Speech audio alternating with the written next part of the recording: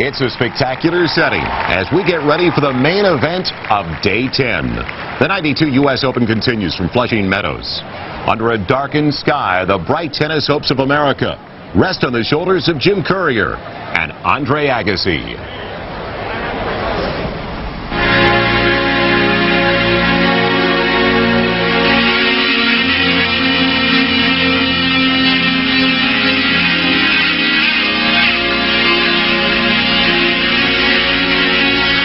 Two of America's hardest hitters and biggest hits are on Stadium Court tonight.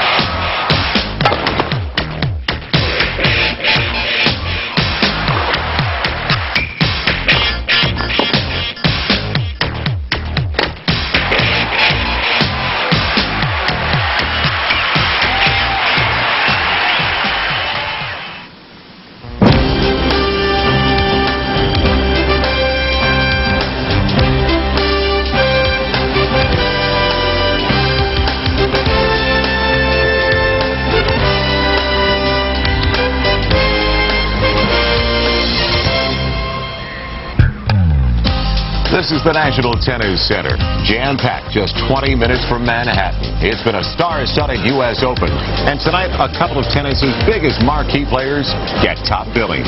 It's Jim Courier against Andre Agassi, two of the heaviest hitters in the game who will slug it out on Stadium Court. Temperatures expected to drop into the mid-60s. Good news, though, rain is not expected.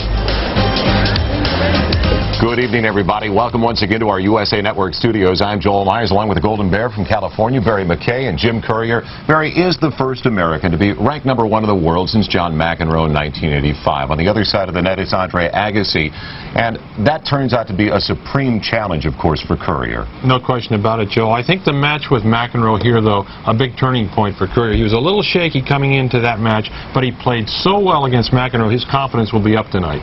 Well, the two have plenty of experience against each other, with 4 Grand Slam battles already that highlight that series. Agassi and Courier have met 9 times, dating back to 1989. They have played at the French Open every year since then, and in '89, Agassi fell to Courier in the 3rd round. The following year, it was the round of 16, and Andre prevailed.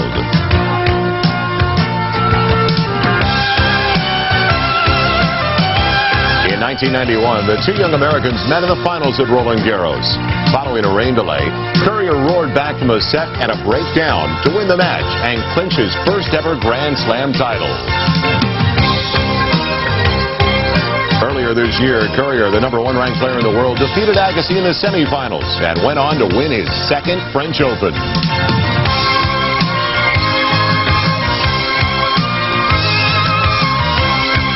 Well, despite what many may have called a summer slump, it seems like Jim Courier has got his game back together now for the Open.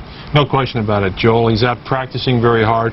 As I mentioned, that win over McEnroe is certainly a big help. And the other thing that I watch when Courier plays out here, he really moves well, especially on that forehand. Look at the titles. French in '91, the Australian this year, and of course the French again. So 3 titles under his belt. Very impressive for Jim Courier. Now, when you look at Jim Courier, has this happened overnight, or did you see this coming for Courier to be this successful in the Grand Slams? I saw Courier play doubles with Pete Sampras at the Italian Championships about 5 years ago when he was really coming up, and they won that tournament, Joel. This kid has had potential for a long time. Now, there seems to be a huge difference in Andre Agassi, his attitude, his confidence after that victory at Wimbledon. The big W, they call it. It doesn't get any bigger than that, and that win over the finals there with Agassi was just tremendous at Wimbledon. There it is, the Grand Slam title, 1992, a huge win over Ivanisevic in that final, and here he is at the U.S. Open with the most confidence that he has ever had in his career.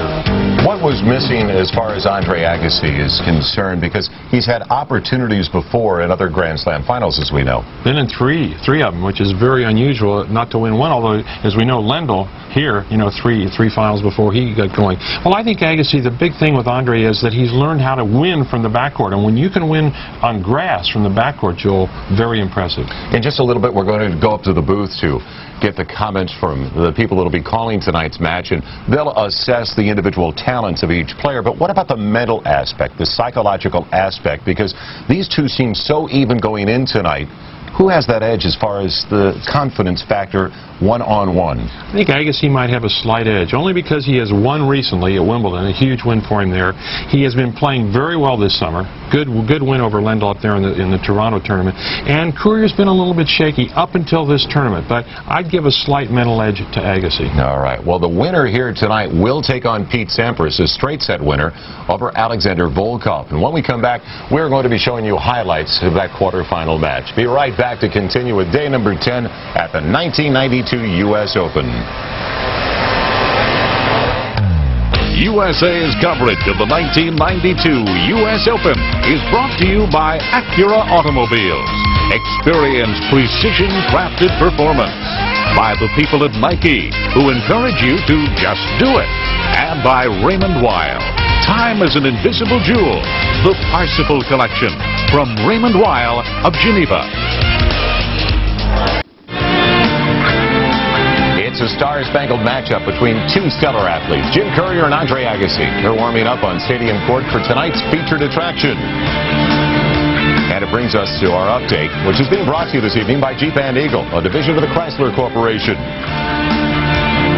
Welcome back once again to our USA Network studios. Joel Myers along with Barry McKay. In just a minute, we're going to send it upstairs to Ted Robinson, Vitas Gerulaitis, and also John McEnroe is probably in the shower right now. What a thriller. A 5-set victory for John McEnroe and his partner, Michael Stiek, in doubles competition. And John will be joining the other two gentlemen in the booth. What is it about the afternoon session? It doesn't want to go away this year. Is that unusual, Barry? It's very unusual, Joel. I think what happened is all the top men kept winning. And when you get all the 16 seeds playing against each other, you're going to have some 5-set matches, tie breaks, a lot of things like that. McEnroe got to get in here. You know, he was pretty busy this afternoon. Well, we've had 5-setters on the men's side as well, like last night, the 5-setter with Becker and Lendl. We had Edberg in a 5-setter during the afternoon. Those two combined for a couple of matches that totaled 9 hours. So this is not the norm. It is unusual then. Definitely unusual. As I said, I think we've seen more competitive tennis on the men's side in particular, with a lot of barn burners, as I call them. I mean, nobody knew who was going to win out on that court 16 and 17 over the weekend. I mean, those matches went right down to the wire. It makes for great spectating. And long days. Well, Barry, Pete Sampras put on a performance to remember in 1990, sweeping through the U.S. Open on his way to the championship. This year, Pete is again on a similar road. And today, the number 3 seed looks sharp in his match against Alexander Volkov. Well, nobody told Volkov that the Cold War is over. Look at this get by Sampras. Tremendous. And Pete did not hit the net there. Volkov thought that Sampras had touched the net. Volkov started to slow down, though, and really had trouble in this match. Net court, Sampras in quick. Volkov with the lob. It's good. Look at this casual running forehand volley. Nothing to it. But Volkov was in trouble all afternoon. Match point now. Sampras serving. Watch this. The high lob about 60 feet in the air. Pete lines it up. Match point, believe it or not. Volkov goes for that kind of a shot. And there are the scores. Straight sets for Sampras. 4-1 in love. A lot of people saying Volkov really didn't try too hard in those latter games. And so Sampras into the semifinal.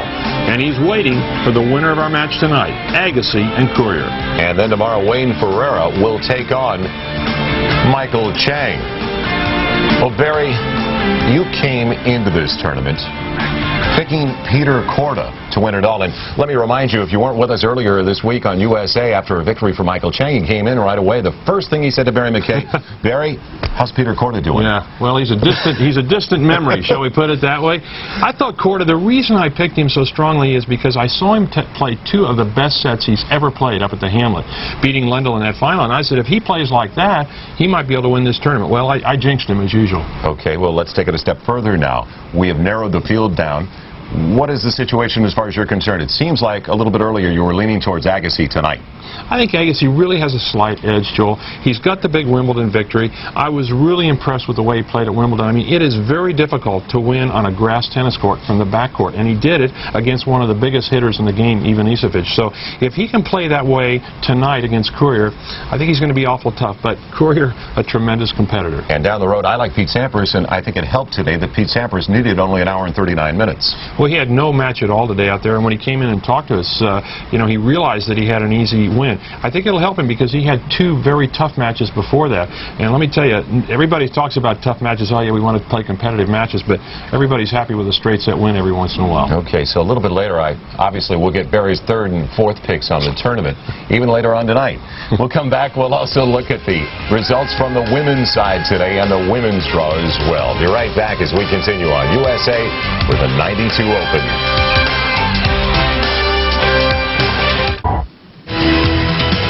Coming up next on Stadium Court, it's the men's quarterfinal. The number 1 seed, Jim Courier from Dade City, Florida, and the number 8 seed from Las Vegas, Agassi.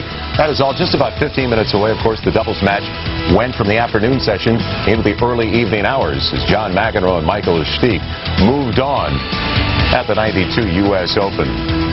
And welcome back once again to our USA Network studios. Joel Myers. Now I'm joined by Tracy Austin. And Tracy, yesterday Monica Seles and Mary Jo Fernandez advanced to the semifinals. This morning, first up on Stadium Court, a match you saw, and a shocker at that. It was Steffi Graf, the number 2 seed against Arantxa Sanchez Vicario, and it was a upset to say the least, obviously. Yeah, very much so. Arantxa Sanchez Vicario had only beaten her twice out of the 17 times they had played. Both were on clay courts. Both were at the French Open. So this was a very big surprise. On hard courts, Arantxa played extremely well. Steffi Graf making too many errors.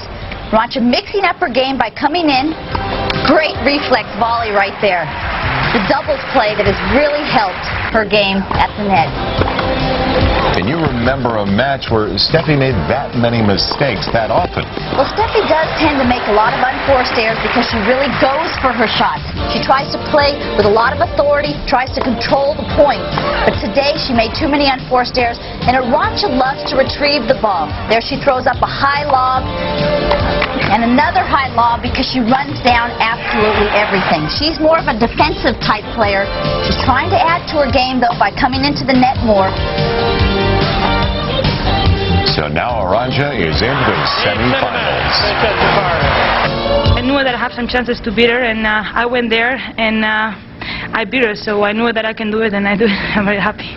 She has played more aggressive against me than she did today, but she played awfully solid. I think that was definitely her biggest strength. She really kept the ball in play and really ran down some great shots. And the other quarterfinal was a battle of the Malevas, Manuela against Maggie. And in the end, Tracy, Maggie had to retire with a thigh injury. That's right. Maggie Maleva pulled her groin and her thigh just a couple of days ago. Apparently, at the beginning of this tournament, she was hurting in her upper back, and the trainer told me tonight that she feels like she was compensating for it, and pulled the muscles in her leg. Manuela was just more steady out there today. They have very similar styles of play, but I look for Maggie Maleva to come through in a lot of Grand Slams. Look for that name. It's a new name, of course, coming up with the big win over Navratilova in the second round. But this was at 4-3 in the second set. Maggie Maleva was down. The trainer had to come out to take a look. I think we were both. We tried to come out and forget that we were sisters, but this is really difficult, and I don't think it can ever be possible to really forget. But we just tried to go and play as well as we could under the circumstances. Well, let's take a look at the ladies' draw now as the semifinals are set. First, it's going to be Seles against Fernandez, then Maleva against Arantxa Sanchez Vicario. And let's get Tracy Austin's feelings going into the semifinals. Monica Seles going up against Mary Jo Fernandez.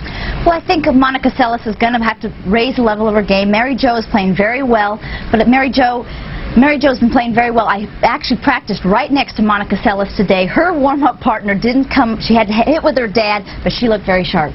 Okay, and the other semifinal, it's Arantxa Sanchez Vicario, Manuela Maleva Franier. That'll be a very close match, I would think. Very close and very long. They both like to play from the baseline. Both run very well. Manuela has a big forehand. Arantxa's biggest weapon is her feet. She moves so well, so quick out there. It'll be a long match. I expect Arantxa Sanchez Vicario to come out on top. She has more experience in the Grand Slams, winning the French Open in 1989. Okay, Tracy, thank you. We're getting ready for the big slugfest. A couple of very big hitters tonight.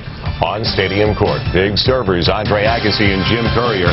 The afternoon session, they're finally out of the stadium. As you can see, the evening session is filing in. Be right back as we continue with the U.S. Open. How tough a ticket is it to get into the National Tennis Center tonight, especially on Stadium Court? Extremely difficult. It is truly the hottest ticket in town.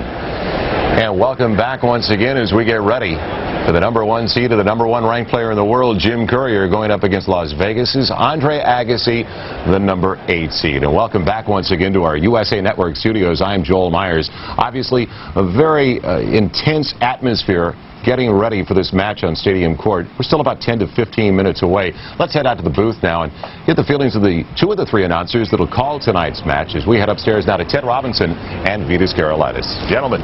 All right, Joel, thank you. You know, if McEnroe would just get this silly tennis out of the way, he'd be here on time. At least winning 3 straight sets. Well, we're getting an idea of what it's like to experience a rain delay in baseball, just kind of sitting around waiting. We're waiting for that massive group of people to file through. What's going on for the players right now? Well, you know, they had been planning to come out at 7:30, so right now I'm sure they're nervous. This is a big matchup. 2 of the best players in America, so the butterflies are in there right now. We want to take a look now and have Vitas analyze the strokes because we're going to see a lot of great ground strokes from these 2 tonight. Now, first, we're going to take a look at Jim Courier off the ground, Vitas. Well, both players are very similar. You know, they're ground strokers, but they really attack off the ground. On the two-handed side of Jim Courier, he brings the racket straight back. Both players will throw their body at the ball, not afraid to hit at full speed from the baseline. But his real weapon is the forehand side. He loves to take that racket back. An unusual preparation. He brings the head of the racket straight up, that Western forehand grip, and he just lifts his body off and swings from the heels. All right, there is Jim Courier's powerful forehand, but we're going to see powerful ground strokes as well from Andre Agassi. That's why this match is so tough to call, because Agassi on this side is not afraid to swing from the heels also. And his big weapon is the forehand also. Although his preparation is a little bit more classic, even though he has the Western grip, the big shoulder turn, a much longer backswing, but just like Jim Courier, he takes a big swipe at the ball and is not afraid to hit it as hard as he can from the baseline. Both players move very well on the court. The two-handed side of Andre Agassi is not a weakness also. He can strike it both down the line and cross-court just as easily. So it depends who comes off with a good start in today's match. Both players have played pretty well in the tournament. Agassi, a little bit tougher. Is there one of the 4 strokes that we just saw? Is there one that is a little weakness that might be a vulnerability for either player? Well, Courier has a little bit stronger serve, but Agassi's serve is not a vulnerability. Neither player likes to come to net. Both players have great forehands and really good backhands. Neither one really has a vulnerability that they can attack. All right, let's take a look at the player comparison and see how Vitas breaks down the specifics of their game. We see, again, lots of red checks there. It's a very even match. The serve you give to Courier, but Agassi's serve is not a vulnerability. He prefers to spin in the first serve. Return a serve. Both players very strong. Neither player will be coming into net too much unless they have a real easy shot in the middle of the court and they attack it. Ground strokes, forehand, backhand, both players very good. Intangibles, I had trouble with that category because you have one guy that started off the beginning of the year, won the Australian, won the French. Then Agassi comes in the middle of the season, wins Wimbledon. So both players have confidence. They know they played well this year, and both guys are playing well in this event. So how do you pick it? Barry's point was interesting in that the recent win for Agassi, where Courier has struggled a bit recently, is that going to tip the scale a little bit for Agassi tonight? No, that was a couple months ago, okay? And they still had to prepare. This is a totally different surface. Their head-to-heads are fairly close, so neither one's really afraid of the other player. They both have played against each other. They've grown up in the juniors. They know what to expect, so both players have to come out firing. Whoever's tentative in this match will end up losing. Well, I'd imagine that after playing 5 good grueling sets of doubles, McEnroe will be ready for some pizza when he gets up here tonight. So you save some for him, all right? Well, I don't know about that. All right, John McEnroe will be joining us tonight during the Courier-Agassi men's quarterfinal match. The big crowd continues to file into Stadium Court, anticipating a great night of tennis.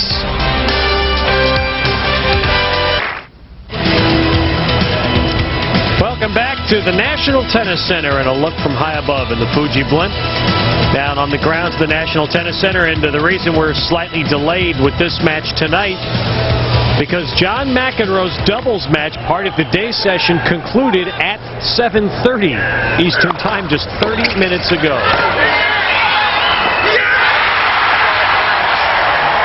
Venus match point. You can tell McEnroe wanted that match badly. Well, they certainly worked hard enough. They were down 2-1. The Spaniards playing some fantastic tennis.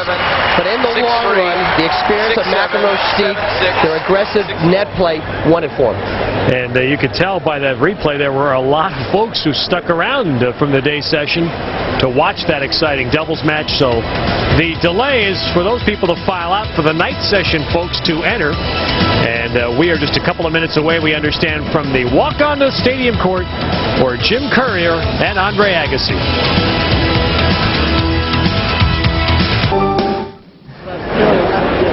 Welcome back once again as we continue with the 92 U.S. Open on USA. Well, it's safe to say he's never just another face in the crowd. He's out there someplace. Let's check in now with Michael Barkan. Joel, right outside the Players' Lounge, where it's literally a zoo, the crowd waiting for #1 seed Jim Courier to come out. Yes, and this is what it'll be like when he makes his way toward the stadium court. Now, you have to understand one thing. Jim Courier meditating right now, getting focused upstairs in the locker room. Andre Agassi plays a little bit of a different game. He does not like making this long walk. Let's go this way, Chuck, and I'll show you. The long walk toward the stadium. It's about 200 feet at least. Agassi already in, so he doesn't have to make his way through the crowd. He gets his game face on inside. Back to you, Joel. Okay, Michael. And how will Andre Agassi get there? Well, he'll go past the popcorn stand, the concession stand, the souvenir stand, and he will make his way past those tennis magazines. He's on the cover. He gets ready to take the stadium court. Welcome back once again to our USA Network studios. Joel Myers along with Barry McKay. It was interesting. Ted was talking to Venus about how both of them almost leap off the ground in their ground strokes. Well, the serve, and so much about the serve, leads to Jim Courier and the strength of his game. What about that? Let's compare those serves as well. You know, it's interesting, as you said, Joel, everybody talks about the big ground strokes of both these guys, but I think tonight the key might be the serve. Courier's serve a little bit different than Agassi's. He's got kind of an abbreviated, takes the racket up very quickly, whereas Andre's serve is a little bit more of a flowing kind of a serve. But there's some other interesting things that Agassi does as well. Now, Andre Agassi, we've seen serves. I remember going out to Pete Sampras' very first match on the grandstand, his very first serve of the entire tournament, 123 miles an hour. So it obviously took Pete a long time to warm up. Now, we've seen the serves in the mid-120s all the way up to 129. What about Agassi, and how does he rate as far as speed is concerned on the serve? He can pop him in there, Joel. If he decides to hit a flat serve, he'll get up around maybe 112, 115, something in that. But I think that's what's interesting about Agassi is where he serves from. He uses that whole baseline. He'll move over in the ad court right over to the single sideline, which you rarely see a player do. Put a lot of spin on the ball, it'll jump up, and he uses that baseline very effectively. Courier hovers around the center a little bit more. But I think the serve as a weapon tonight will become very important. Now, we're watching two players tonight that do have the complete game. So it's not just this big serve from Jim Courier. But at the same time, after Ivanisevic went to the finals at Wimbledon, many felt that the big serve was hurting the game. Your feelings? Well, at Wimbledon, it's awful tough. The fast grass, the ball comes off. You don't see points like you do here at the U.S. Open. No question that the rallies and the points that we've seen here are longer. I think they're more interesting, frankly, than a boom-boom, quick point on grass. But another shot that I'm going to be watching closely tonight, Joel, is the topspin lob, because both these guys can use that very effectively. They don't come in and volley all that much, so when they do, both players like to crowd the net. And I think that's one thing to watch for very carefully tonight, because if they do, they've both got brilliant topspin lobs. At the same time, though, do you agree with some of the critics that say the big servers don't have the rest of the game to back up the big serve? Well, it kind of depends. I mean, most of the guys today I'm impressed with. Krychek, a guy coming on. Don't let me jinx him. But Krychek, a guy who I think has got some future, has got, a lot of variety in his game. How's your topspin? You know, it's really a shame. Wayne Ferrer, after he won, he was standing in the hallway just outside of the studio, and Barry pointed to Wayne and said, he's probably the next U.S. Open champion. I said, I feel for the kid now, Barry, that you made him your choice. Jim Courier on his way to Stadium Court. It's a long walk. It'll take, a long walk when you consider it's going to be about a 90-second walk. Most locker rooms, you're right there. You're on Stadium Court, but not at the U.S. Open. It's very dramatic. Andre Agassi, as we mentioned, but the crowd is not around him. He is in the back areas of the National Tennis Center. Now, see if the crowd will catch up with him as Jim Courier is about to enter the compound. You know, you're right. Agassi went right past a couple of good popcorn stands there. He could have stopped if he wanted to. Here he is. What's going through their mind, Barry? Because you have played in the U.S. Open. You have been here every year. USA has covered the U.S. Open. This is our 9th year. What's going through their mind right now? Your heart starts ticking a little bit fast, and I think the adrenaline flows. That's a time-honored saying, but there's no question that at this point before a match, you kind of can't wait to get out there, because once you get out there, Joel, and hit that first ball, everything settles down very quickly. So I think you'll see both of these guys settling into this match quickly. But right now, it's a very exciting time, because there's no bigger thrill than to walk out in front of 20,000 people. It definitely will help both these guys. And they've been there before. That's what counts. They have been in this same situation before. Agassi just kind of waiting. It's interesting there. And here comes Courier. Courier will come right around that corner and catch up with him now. He looks like a fighter getting ready. The way he's bouncing around. This is great. This is great stuff. A little stretching, a little early stretching. And there's a huge crowd, incidentally, right up above Joel. You'll see him there. And a couple of old pals join, and Courier walks right past. A little psychology going here. No question about it. I'm seated number 1. I'm the number 1 player in the world. I better get onto the court first. And I'll lead the way right on the stadium court for the main event of the evening. Unbelievable crowd out there. You can feel the electricity in this place. You could feel it start building up about 45 minutes ago. People roaming the grounds, everybody talking. Agassi, Courier, Agassi, Courier. And it's also interesting the way things have changed from the first week to the second week. It was a party. There's no question. The Connor's birthday party, everybody pulling for the hometown favorite as well, John McEnroe earlier last week. But now there's a different feeling out there in the second week as there's so few players remaining. We're down to the short strokes, as they say, Joel. This is where it all happens. The second week of any Grand Slam, sometimes they'll say this is really a separate tournament. From the quarterfinals on, you got a whole different kind of competition here. Really exciting. Two of the best in the world, two different personalities. Courier and Agassi up next on Stadium Court on USA as we continue with the 92 Open.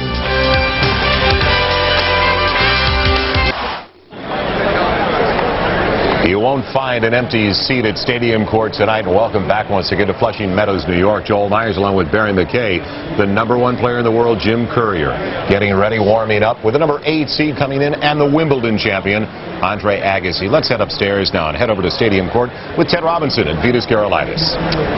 All right, Joel, thank you very much. We'll be joined during the match tonight by John McEnroe, as we look at two young players who developed together. They're the same age. They broke through and came through the junior ranks together. Agassi got hot first of the pro circuit.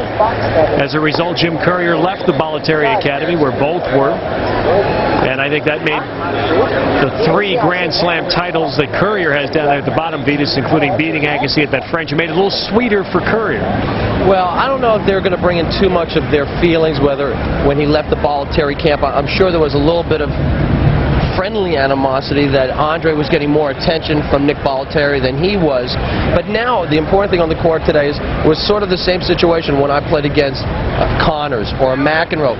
You know, we were playing for bragging rights for the United States. You want to say that you're the best player in your country. That's very important to the players. I know this is the U.S. Open, but this means more to them than any other meeting and any other of the slams. And of course, Pete Sampras will also factor into that equation. And Michael Chang. Jim Courier right now is the number 1 player. That's an honor that he has held for much of 1992. Winning the Australian, winning the French. Upset, though, at Wimbledon by a qualifier from Russia, Andrei Olhovsky. And that sent him on a little bit of a downward spiral throughout most of the summer. Jim Courier reminds me of the Pete Rose of tennis, Charlie Hustle. He will do anything that it takes to win this match tonight. If he has to change his game, altered from the ground stroke, come in a little bit more, if he sees he's losing the battle from the baseline, he has the confidence to go up and do that, even though that's not his place during a match. Would he be more likely to change a game than Agassi? I think he has a little bit more flexibility than Andre Agassi. If Andre's had a problem in the past, is when he gets down, instead of trying to change the flow of his tennis, he just starts hitting harder and harder. Now, I think since winning Wimbledon, he's started to think a little bit more out on the court. He's starting to hustle a lot more out on the court. So I think that's been an improvement in Andre Agassi's game.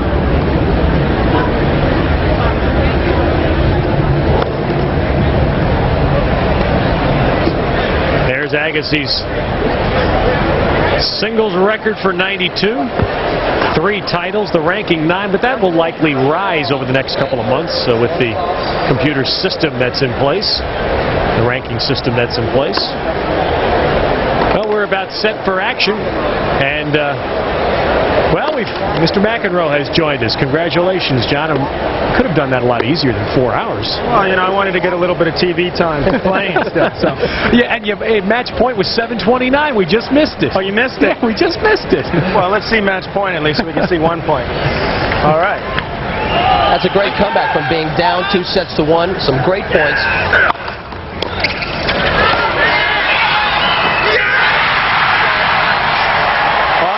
I'm really going to enjoy watching Jim Courier play Andre Agassi. I'm on a great high right now, and I'm really pumped up from the victory that I had, and to be able to come right after that match and watch this match is fantastic for me. I'm really looking forward to it.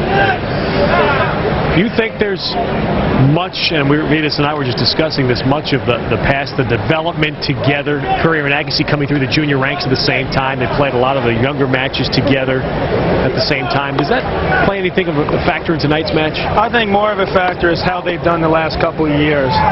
And right now, in my opinion, Jim Courier has an edge mentally. I think Andre Agassi knows that Jim is a fitter player.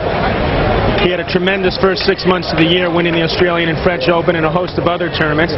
Andre was able to win Wimbledon, which was a huge boost for him, and as he said himself, validated his own career and made him feel and believe like he could win a U.S. Open now. So this match is very interesting, yet I feel going into this match that Jim Courier is the one with the edge, and Andre Agassi is going to have to go out there and prove how well he is capable of playing in order to make a dent into that mental edge that Jim has right now. John, there's one improvement I've seen in Andre Agassi's game, especially the couple of matches he's played so far in the U.S. Open. Before, he used to try to entertain people with words and his actions on the court, with the commercials, the whole aura of Andre Agassi. He seems a lot more focused, a lot more serious. He wants to entertain the people with his tennis, and I think he's concentrating a lot better than I've seen him in a long time. There's no question about it. He's come a long way in that regard, and it's showing in his play. Ready for play. Quiet, please. Daniel LeConto from Gadsden, Alabama, will have the duties in the chair tonight. And we're about 30 minutes behind schedule, 15 minutes past 8 o'clock in the East. We're set to play. The winner meets yet another great American youngster, Pete Sampras, in the semifinals. They've been talking a lot about how this is the finals, but Andre Agassi can tell you from experience that having to play Pete Sampras at the U.S. Open could be no means an easy task, having lost him in the finals a couple of years back. Here we go.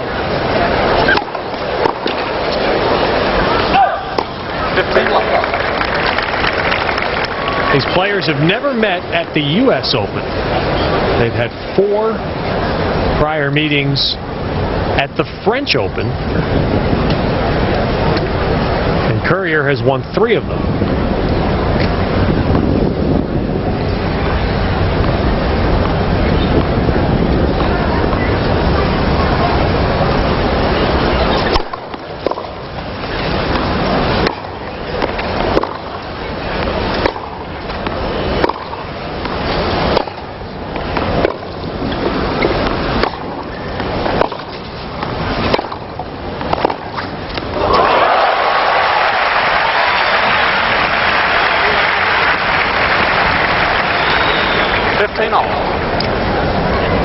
Well, they're starting off very much like we had expected, banging away from the baseline. Andre Agassi coming up with a good backhand passing shot. But John, it seems that Courier's physically stronger than Agassi. It seems that he may try to bully him around the court, trying to hit him harder from corner to corner.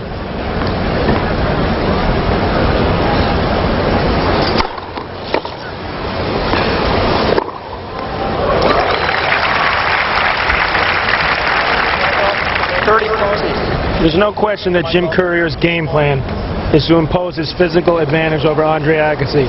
And the other aspect, all things being equal, is Jim Courier's serve. That, to me, is where he has the biggest edge. He's got a better first serve, a clearly better first serve, and a heavier second serve. And that could be the key factor in this match, in my opinion, if he serves well.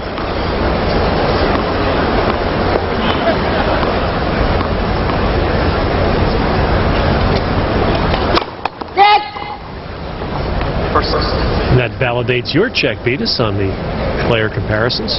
But at the same time, I feel that he's not going to be able to jump all over Andre Agassi's serve either. You know, he moves his serve around well. He keeps it deep. Definitely a weaker second serve Andre Agassi has.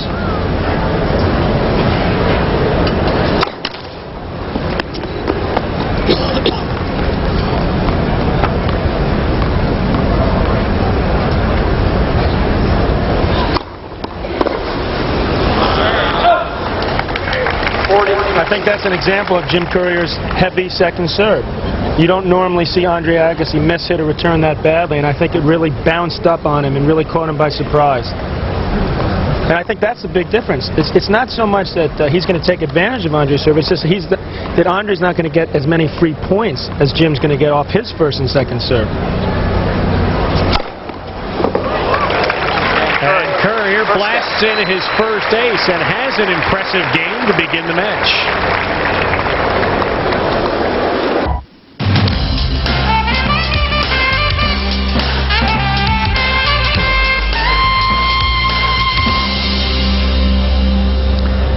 On a beautiful evening in New York City, and we have been blessed for the most part with very nice, comfortable evenings for tennis. Jim Courier holding his serve. Now it's Agassi.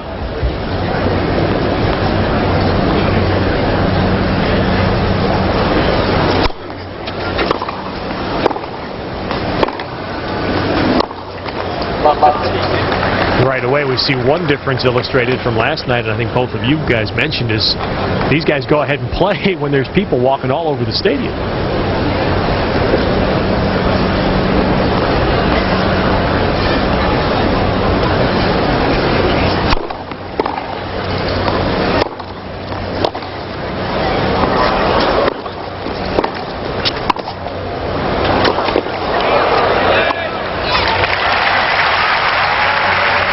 Jim Courier did try to run that one down.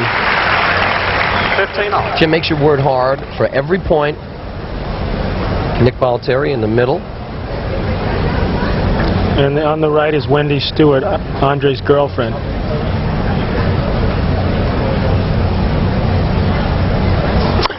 Sure, a lot of women are very disappointed that Andre's got a girlfriend.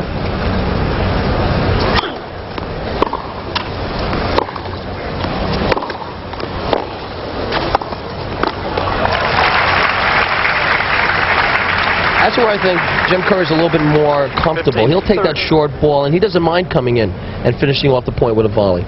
Well, I feel Andre's improved quite a bit in that way also. I think that's where they both improved the most. They're both able to take the initiative and volley with some real authority now.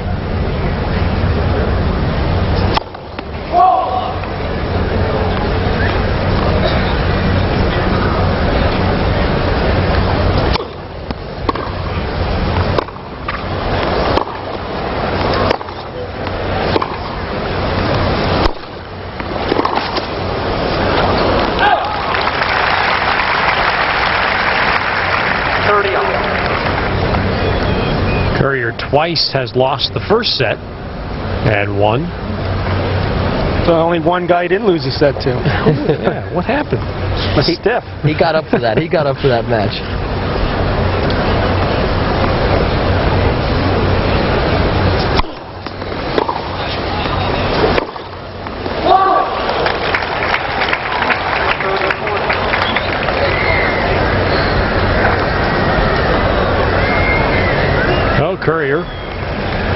And Agassi's first service game has a break point.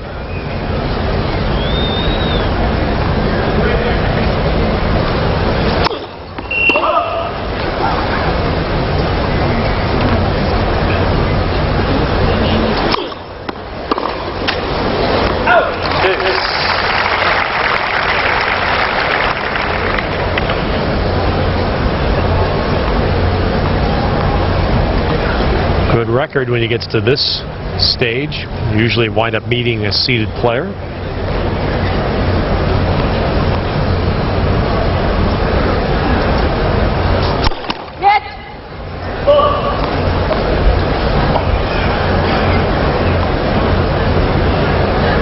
Good record as well for Courier. Well, it'd really be nice with help tennis, I think, would be as it was when you two were playing and Connors, and this develops into a rivalry, a good rivalry that people look forward to seeing in the Grand Slam events. Well, I think people look forward to seeing it right now. This is a big match in men's tennis right now.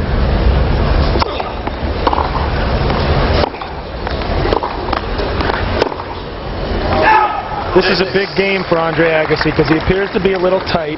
And usually when he is tight, he plays even faster than he normally does. And he really appears to be playing quite quickly right now. And he needs to slow himself down, settle down, and try to get even here. He doesn't want to get down right away to Jim Courier.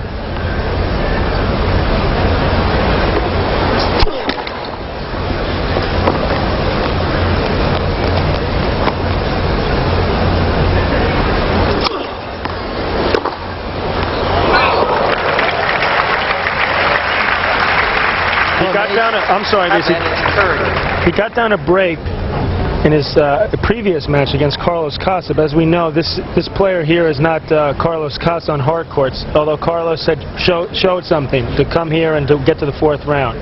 That was a great forehand Courier just hit.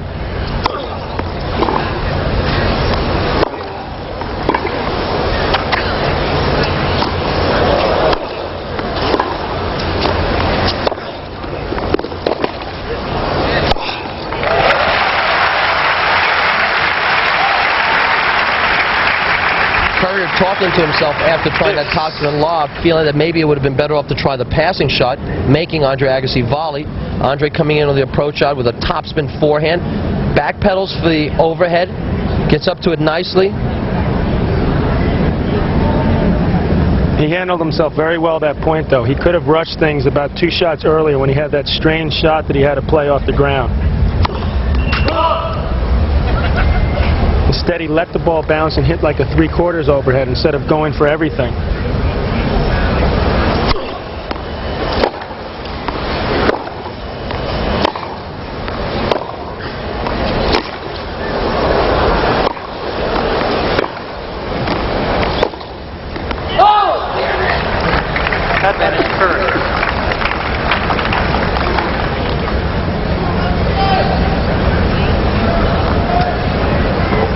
His favorite shot is the forehand, but this time he just slices it to get back into play. Quick hustle back to the middle of the court to prepare for the next shot.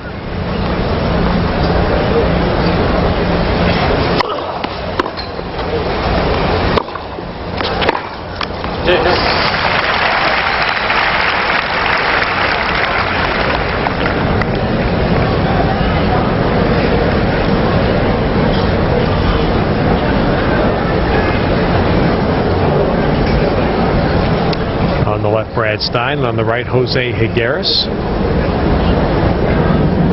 Coaches for Courier.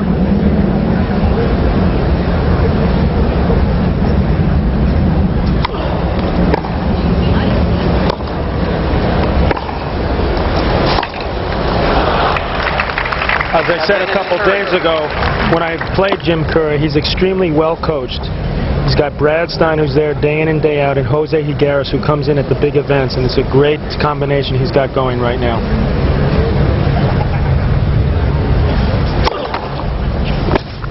Jose was a pretty good player himself. Top 10 player.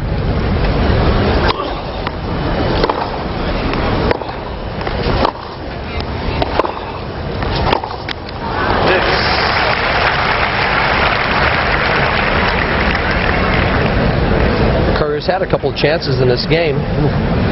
hasn't been able to convert.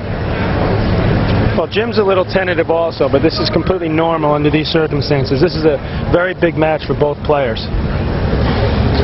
This could conceivably be for the #1 ranking if the winner of this match goes on to win the tournament. So this is a huge match.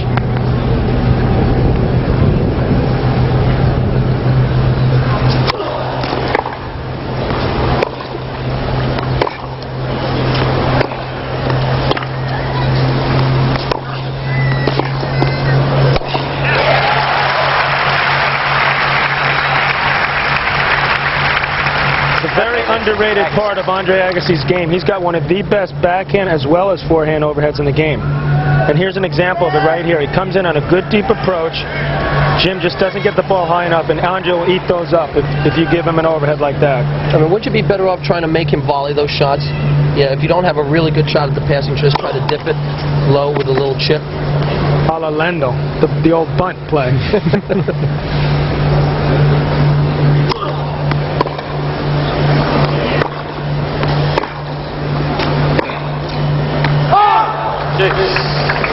Wow, what a struggle this first service game for Agassi. He has saved 4 break points.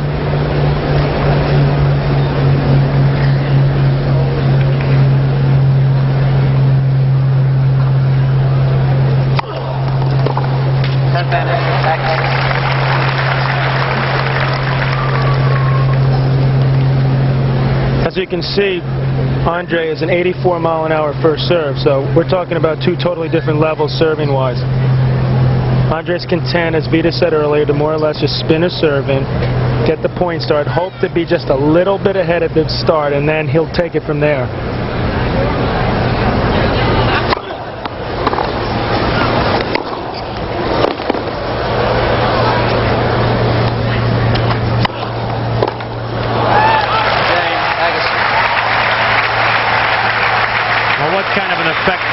Would you imagine this game has on Agassi to hold after saving 4 break points? 1 game off. Well, I think the match can start now. You know, the butterflies are over. They've both held their serves. Okay, let's get down to business.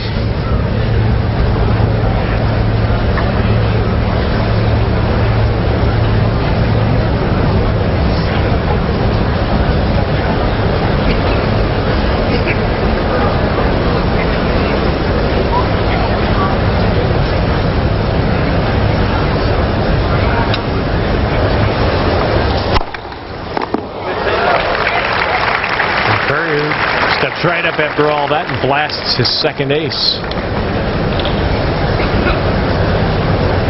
The IBM Speed Gun tracking MPHs all throughout the tournament. Very interested Stan Smith. He's probably wondering what his serve would have been gunned at when he played.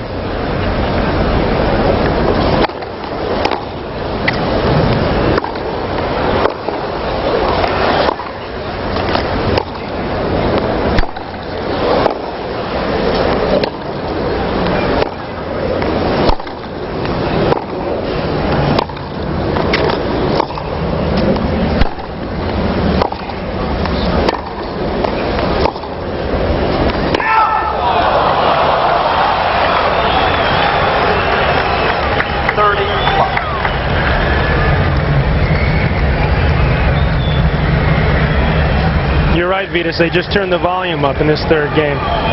There's some big forehands being struck right now. And it amazes me, both of these players are not afraid to hit the ball hard, harder, and hardest during a point. Their softest is as hard as we've ever hit it.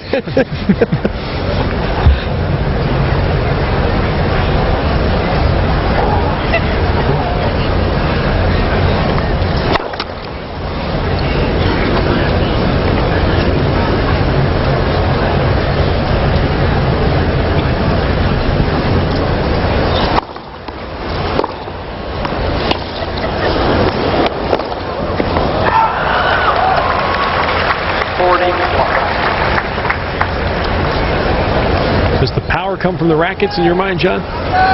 These guys aren't that big. The power comes to some degree from the rackets. It also comes from the great timing they have.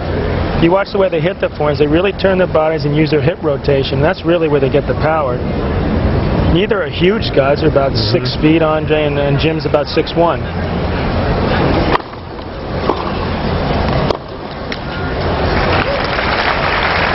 And also the big thing is that when we were young, when I was younger, way back when, in Vetus, we had the wood rackets and we played a different style. Now when these kids are 10, 12 years old, they're hitting the ball quite hard at a very early age. And so by the time they get to the pros, they're a lot more used to this idea of hitting with a lot of pace consistently.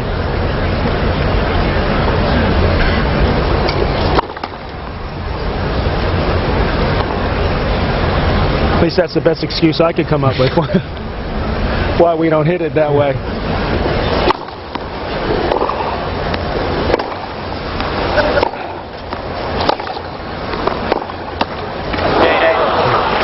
Now Courier's 2 service games have been fairly easy.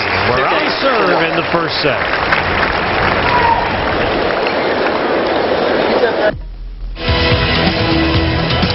The Fuji Blimp. Overhead and enjoying all the action from the state-of-the-art cockpit are captains John McHugh and Dominic Manier.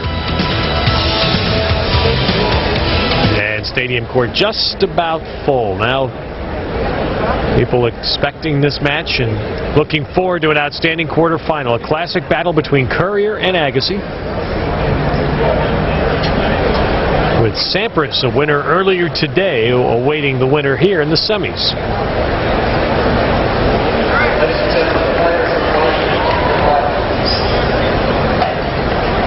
Now Agassi waiting just for a moment as we look at his early rounds, and he has had no problems yet. Please be seated directly behind the plate. Threatened 4 games, the most he's lost in a set.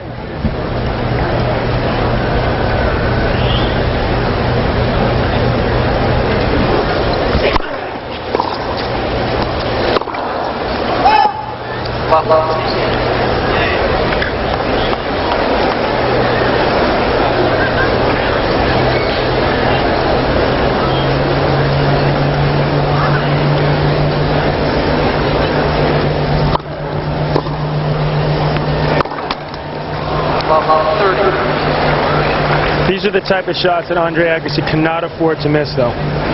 He should not be going for as much as he's going for. He should give himself a little bit margin for error right now.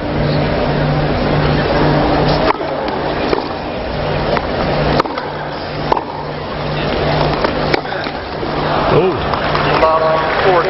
Now 3 break points for Courier. Andre's not used to having to wait, and they are waiting. They're not waiting as long as Boris and Ivan did yesterday, but they are waiting, and you can tell that he's not comfortable with that.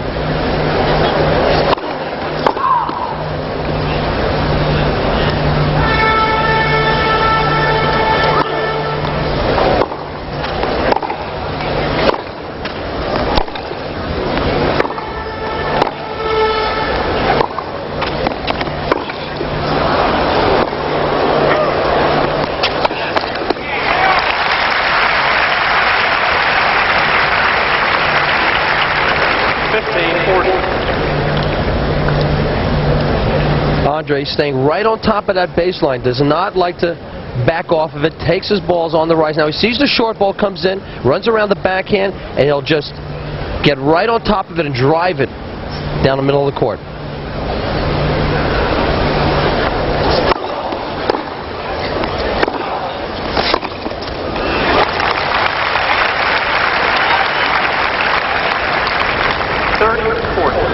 That's 6 break points already for Courier, and he has not won one.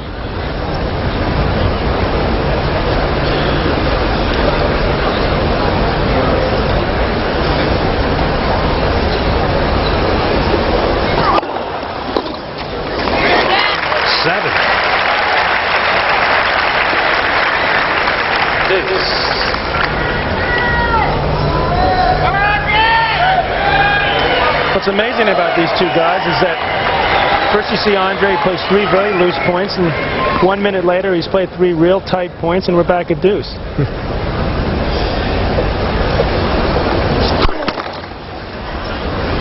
That's where the power can be such an advantage.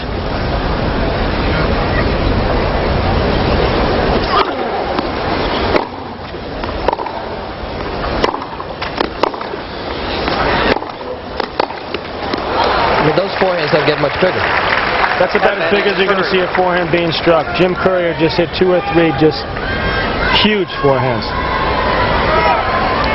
And this is what we talk about when you want to try to hit the ball and take it on the rise. Jim is not waiting for it the way he does most of the time, and it really paid off for him there.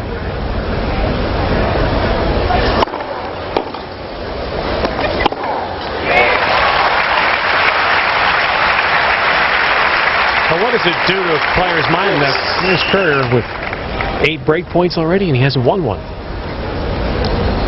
Well, this is now what, his 8th or 9th break point he's had.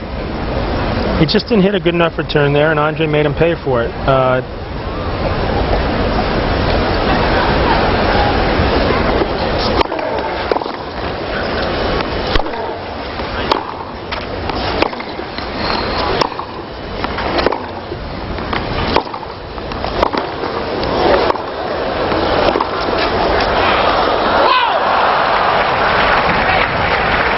Ted, I'm going to answer your question. I think there's 2 ways to look at it if you're Jim Courier. 1, you could be a little frustrated that you're 0 for 8, but 2, you could be quite happy that you've already had 8, and now this is the 9th one coming up. Break opportunities, only the 2nd time that Andre served. So knowing the way Jim approaches things, I think he should be quite happy and pleased right now that he's had all these opportunities so early. You got to figure sooner or later that you're going to cash in on one.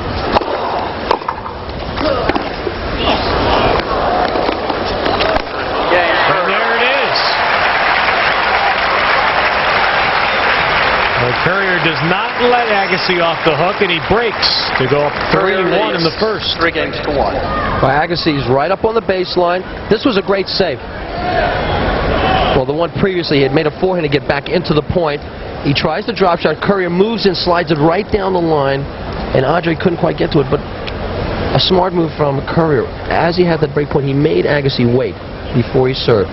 He held his hand up and said, hey, I need a couple more seconds. A little bit of gamesmanship being played right now.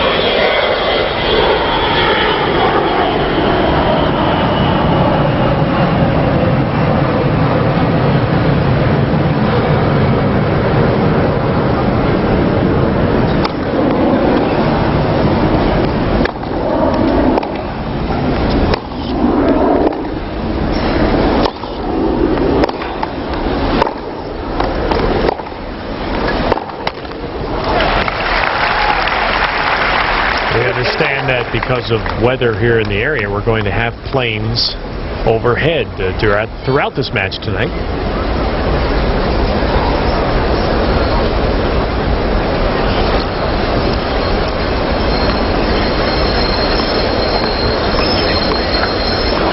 You were talking yesterday, Ted, about whether these stats are important, and that's an example with 2 great players of a stat that is important, unforced errors.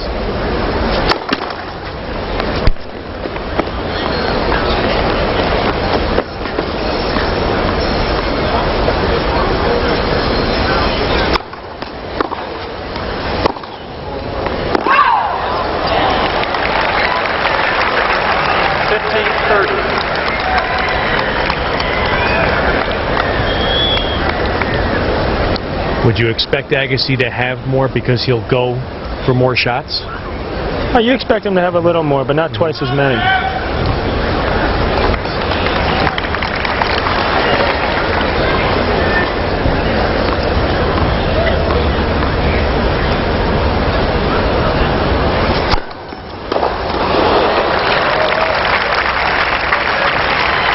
Jim Courier does not exactly sit back and lay back there either. He goes for an awful lot himself. I can attest to that.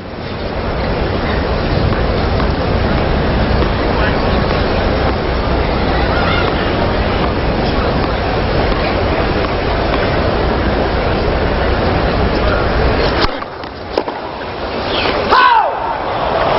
40-30.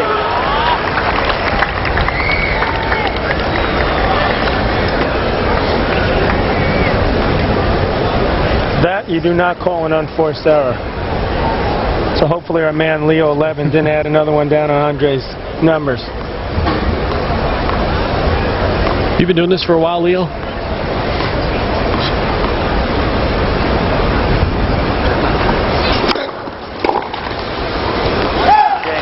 Courier holds for the third time. For the most part, his service games have been easy, and he's up a break at 4-1. Courier leads 4 games to 1.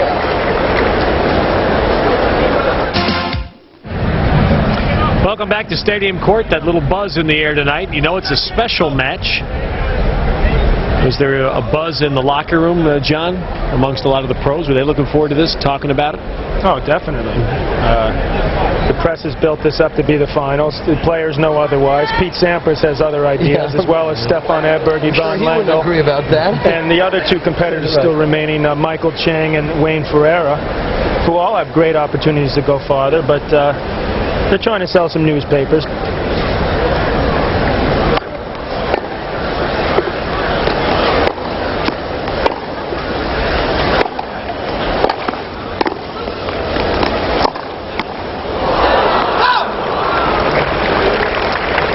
Let's, in this crowd tonight, let's see who Michael Barkan has found. Well, with a man who needs no introduction, but what the heck I will anyway, with Terry Bradshaw, CBS sportscaster. And break this match down for me. You're a sports guy. Yeah, well, I'm a tennis guy, too. Courier's strong, really strong. Agassi, too many mistakes right now. His serves just, it's not catching him at all. Courier's just banging. I mean, these guys are bangers. I'm sitting there watching this, and look at that, just smashing everything. I love that.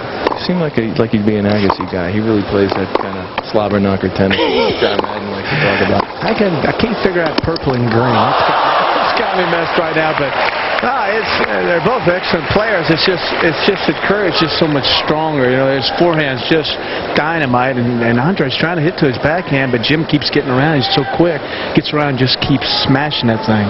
I'm just going to send you right up to the booth, I think. Okay, yeah. Ted, back to you. All right, I'm sure the BBC would love to have Terry on at Wimbledon. Vitas and I can go home.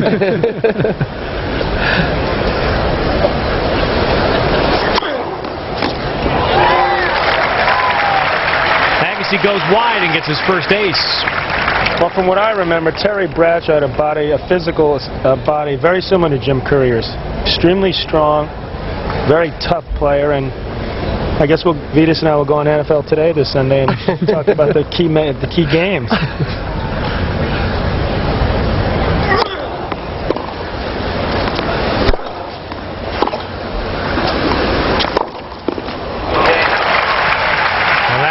Agassi has to be welcome. He holds at love.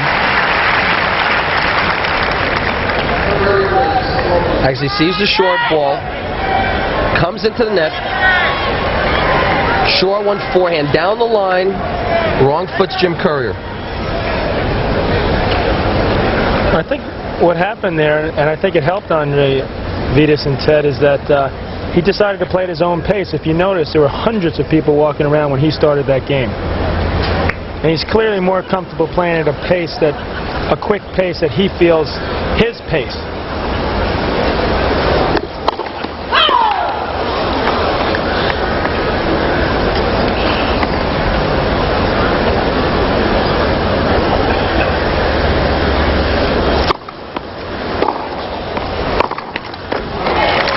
But John, at the same time, I think that Jim Courier will try not to let Agassi get into his comfortable, quick style of tennis. And one of the break points, he held his hand up, tried to slow him down. I'm sure he's been around the bend for a while, and he knows how to control the tempo of a match also. So I think there'll be a little bit of a battle between the two. If Andre breaks him here, you can bet your bottom dollar that Jim will hold things up on the next changeover.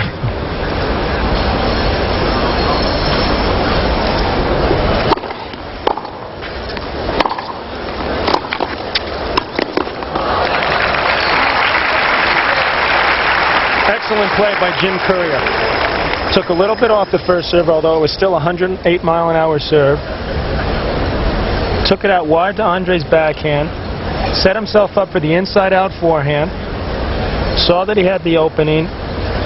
Nice volley cross-court.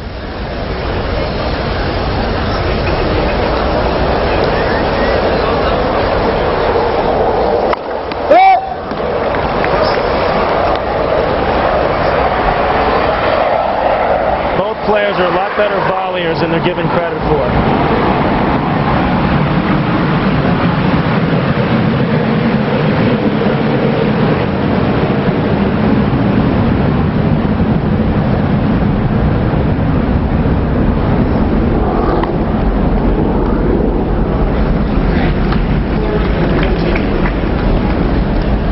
Dinkins must have taken a day off. Planes flying overhead. It's awfully quiet when he's around. He loves his tennis. This is his vacation. Every year. He hasn't left the city in 3 years. Takes his vacations at the Open. Well, he certainly deserves it. And the tennis players are fortunate that he's a big fan, I'll tell you, because it makes a huge difference when those planes aren't overhead.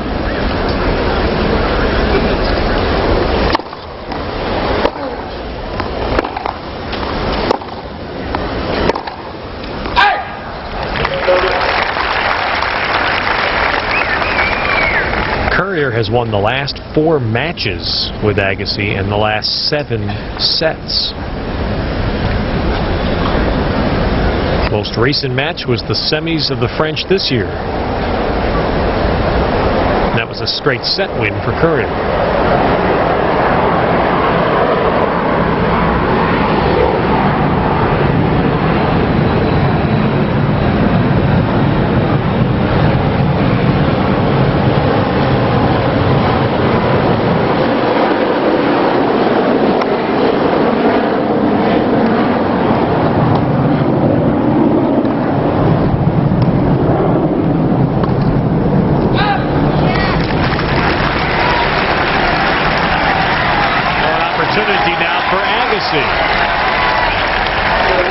He won 4 of the first 5, did Agassi. Courier the last 4. You're right, Ted. This is a big opportunity for Andre to get himself right back in the thick of things. His first break point.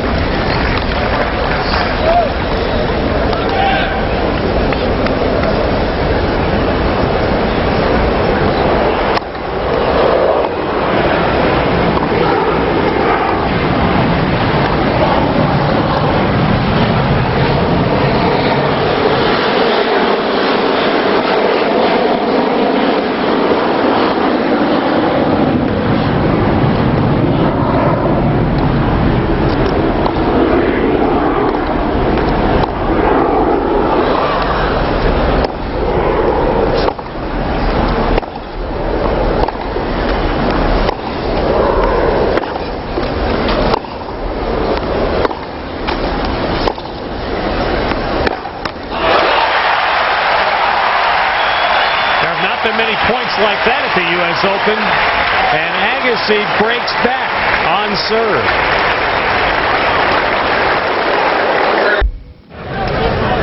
It's only appropriate that under a full moon, our USA research staff did some exhaustive work today. Spent much of the day trying to uncover any prior matchups between Jim Courier and Zen Masters, and they could find none.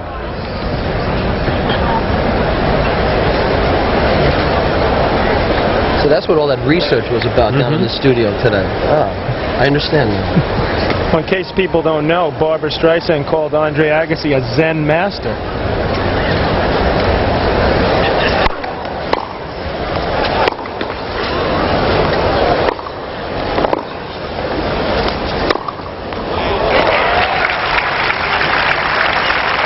Anybody in Douglaston ever call you that in your youth? I've been called a lot of things, but never a Zen master. Yeah, I'll vouch for that. I've been around a lot.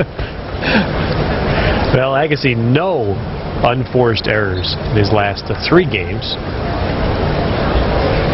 And we're back on serve.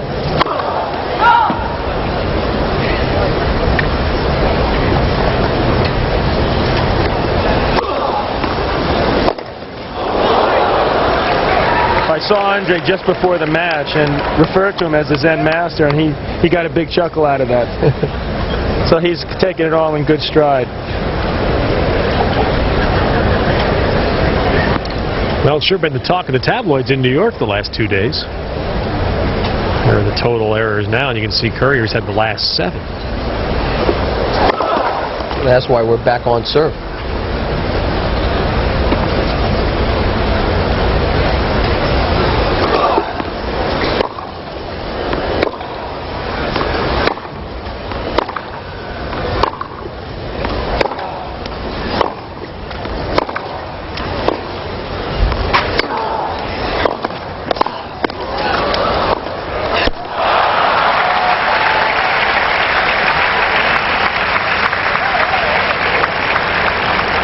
It looked as though Andre Agassi had command of that point.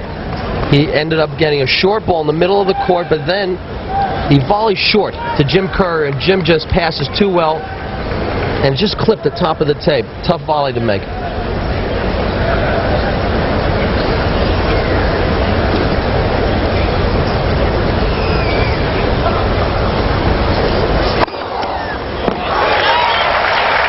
Second ace.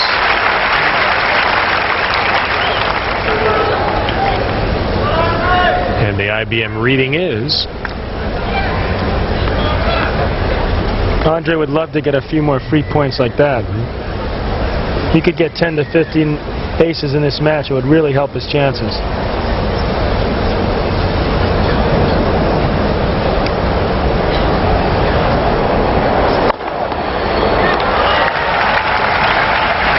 Down the middle, and then wide, back to back.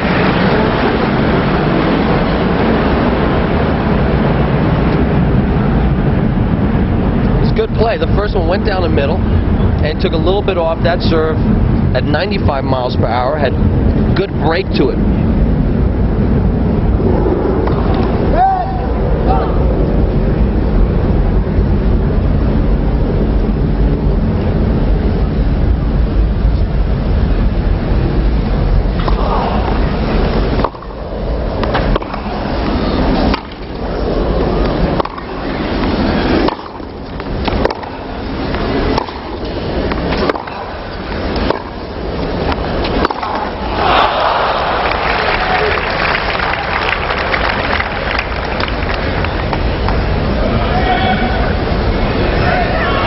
Over anxious on that forehand, and his feet weren't in proper position.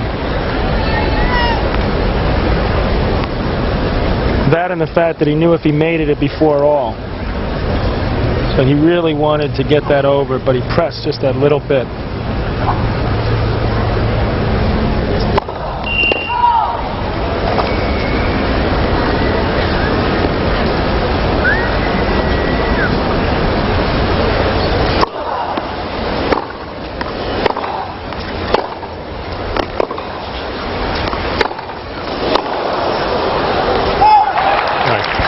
Forehand by Courier.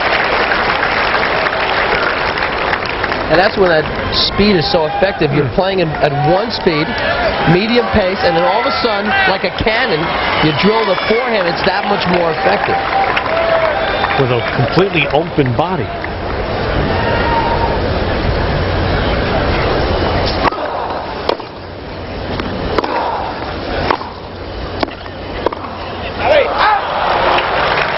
Agassi now slams one in the net as he is broken back, and Courier will serve for the first set. You said that Jim hit that forehand with an open body, Ted. It's interesting because when we were brought up, we were taught to do exactly the opposite, really. And not only that, on their backhands, quite often they hit off the back foot. They do it so successfully, and they hit it with such power. You almost imagine what it would be like if they actually hit it the way by the book, so to speak.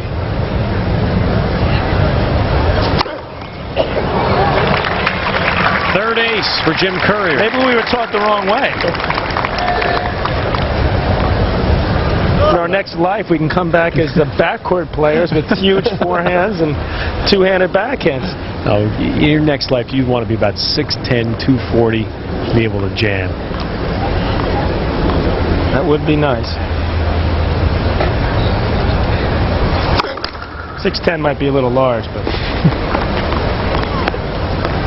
about Michael Jordan size.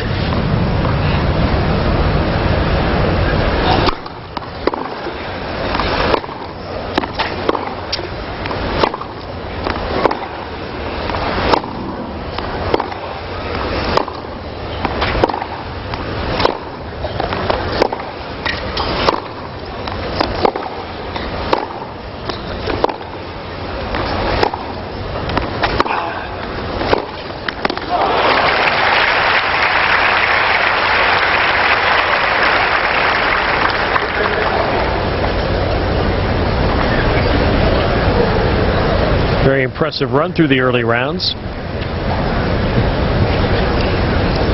And just has not been challenged in a match. Costa broke him the first game of their match, and that was really the only dent that's been made at all.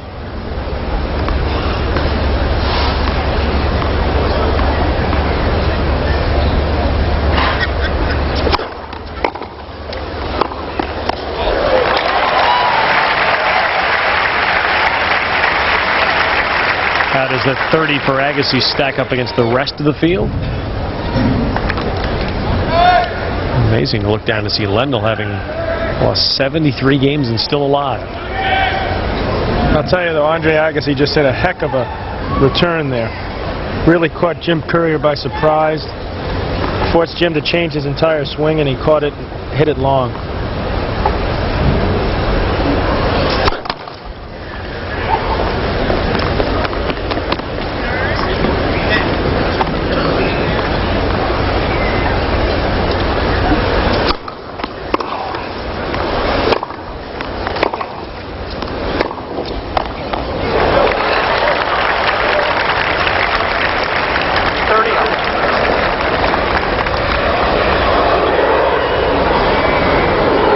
Agassi forehand to forehand. Courier sees the opening down the line, and that shows you a lot of confidence when it's early in the match. These guys are not afraid to go for the lines, go for their shots.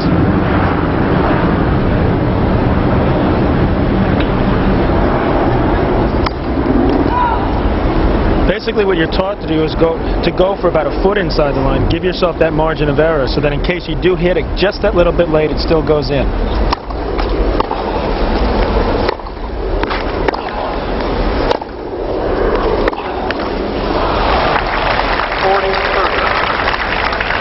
You're just risking too much if you actually do try to swing for the lines. They talk about that, but in reality, that's not the way the top players do it. That's too risky. Set point for Courier.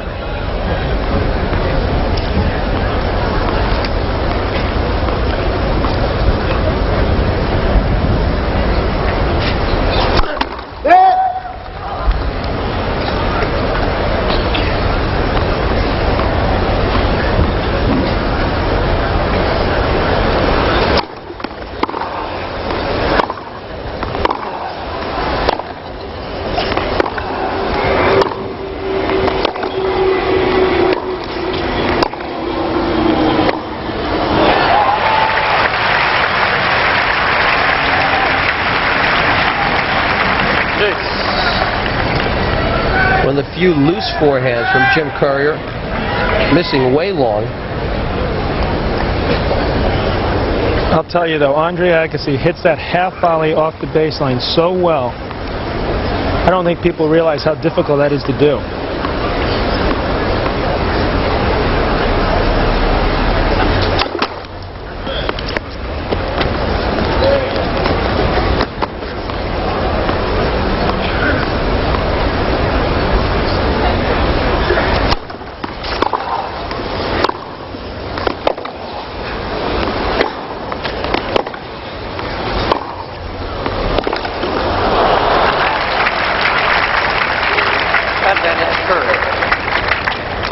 Andre Agassi couldn't get over quick enough to the backhand side, had to use the one-hander, slices it into the net.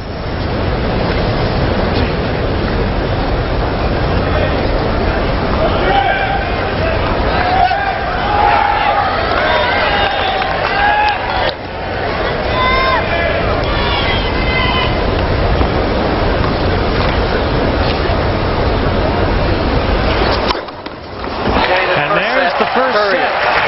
Courier closing it out with his fourth ace.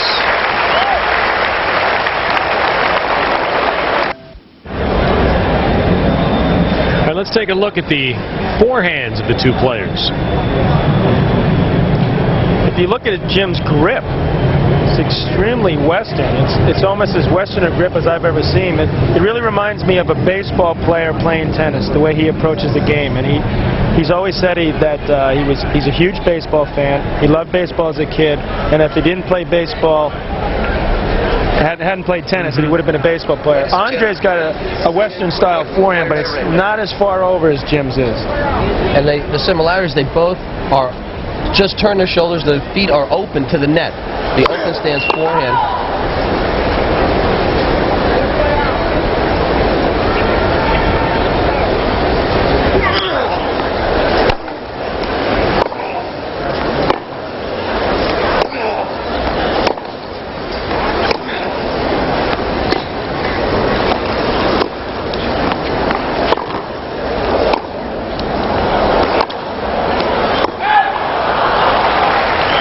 Neither of those forehands did we see an instance of a player taking the ball early, which is a phrase players use a lot. You see that? I don't think so much in that particular point. They were both playing with a little bit greater margin for error, but as Vitas has stated in a couple of Andre's earlier matches, he likes to stand on the baseline, and he does like to take the ball on the rise if he could. Jim has a tendency to let the ball drop a little bit more, but as we've seen in the first set, he's certainly capable of taking it early.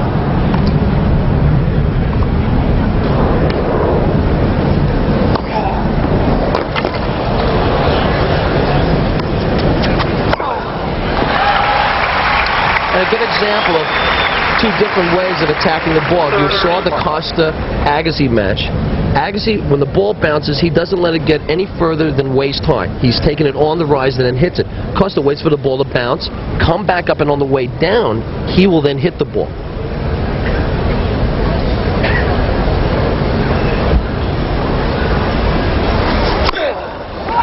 And the advantage of hitting the ball on the rise is that it gets to your opponent a lot quicker. You know, you don't have as much time to set up for the shot.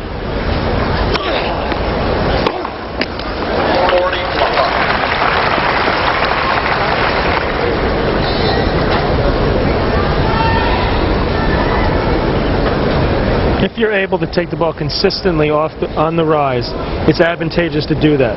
Because as Vitas said, it's going to put a lot more pressure on your opponent.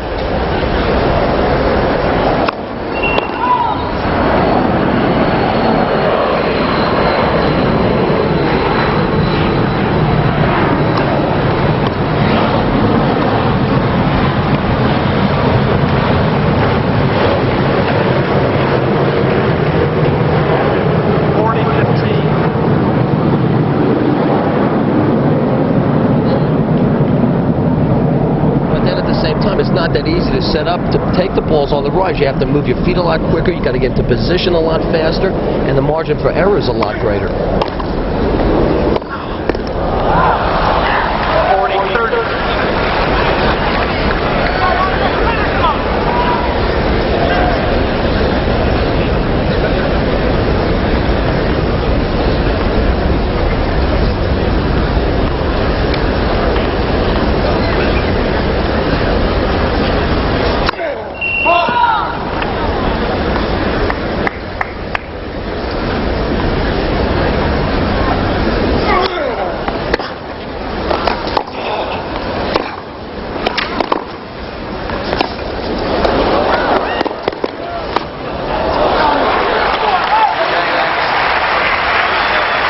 Agassi holds his serve to start the second set. First game, second set.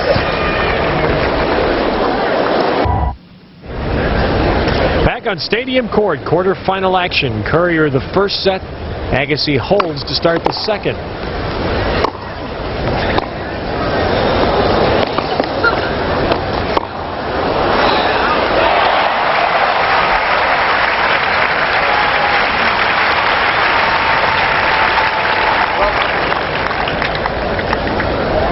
It's a great play by Andre Agassi. He gave Jim Courier a little taste of his own medicine. Jim tried to drop shot him the previous game and then hits a beautiful topspin lob over his head. That slight hesitation as he was about to swing at that backhand allowed him to fool Jim enough to get it over his head.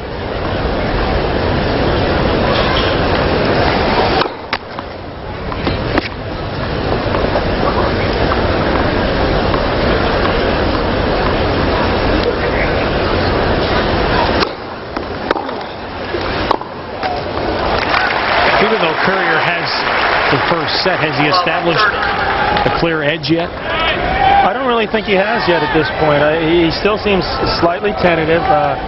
Andre certainly seems to be dictating more of the points. Jim has hit that occasional monstrous forehand, but Andre should be tearing his hair out a little bit in the sense that he really should have held that 4-3 game.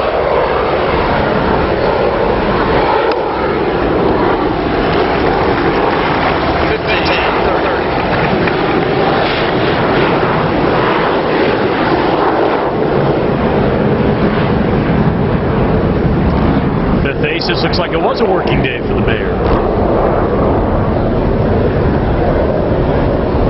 I tell you, forget how much those planes hurt until they left for a couple of years. How disruptive are they to players? Well, you don't really know whether to continue to play or to wait for the plane to go by, so that's disruptive right away. And they're coming every 3 or 4 minutes. And you know that, so sometimes you can sort of hear it in the distance and have to make this quick decision about whether you want to serve the point or not. And as we've stated many times, when the planes are overhead, there's no way to hear how fast the ball is coming at you, and that's the most difficult thing for the players. When you watch players play at this level and with this pace, it really is important to be able to hear the ball. It's not so important to hear the commentators, but it's very important to hear the ball. We prove that every night.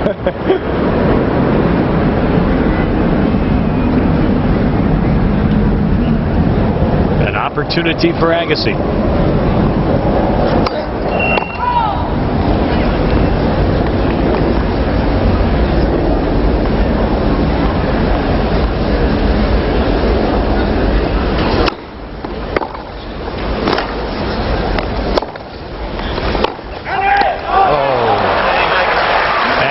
Has the break and the lead in the second set.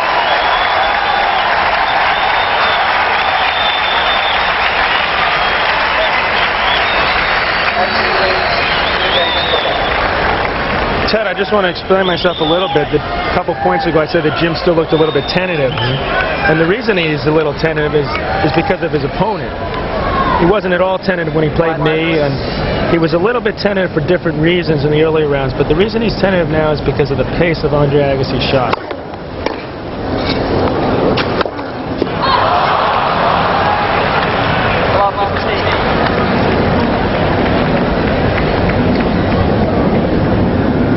Agassi's just body English movements. He appears to be moving with a little more bounce and a little more confidence than he did earlier. He really knows that this is time to really try to get the initiative and take the advantage.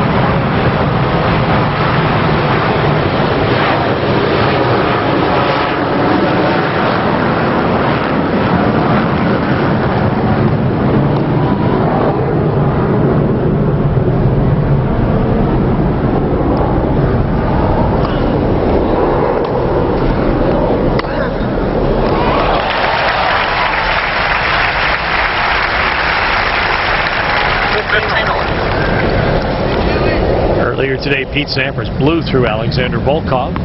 He'll meet the winner of this match in the big upset. Arantxa Sanchez Vicario stuns Steffi Graf.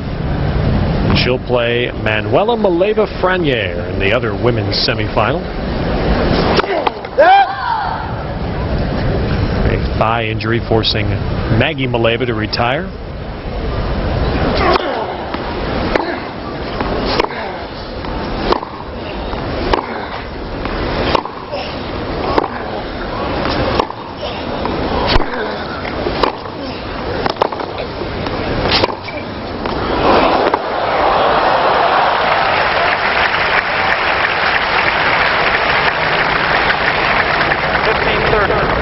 That was a brutal forehand from Jim Courier. You're expecting him to go long with a lot of pace, and he just put so much topspin on it, dipped it cross court. Now, Andre was almost into the stands here on the side trying to retrieve it. You know, we were talking about using your body, but here's an example of a complete wrist shot. All wrist on that forehand. Great angle.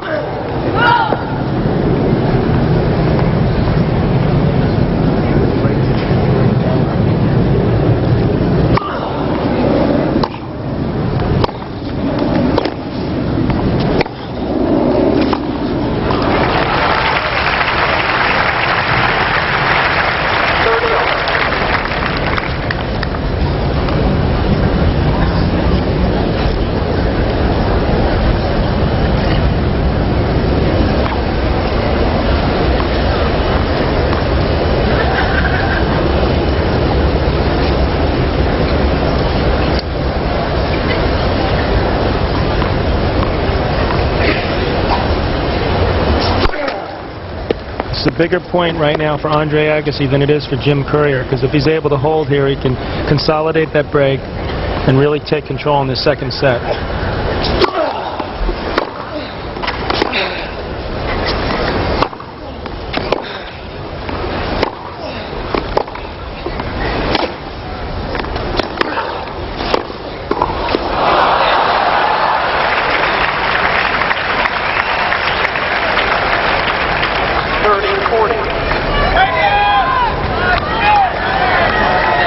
Played the point well, got the short ball that he wanted, but Jim Courier surprised him with his blast on the forehand, jams him, and he just kind of ducked underneath and hit the ball out. And also, he went right back towards Jim Courier there. I really think that's an example where he should have gone the other way. It's easy to say from up here, but it looked like you could see that Jim was just standing there.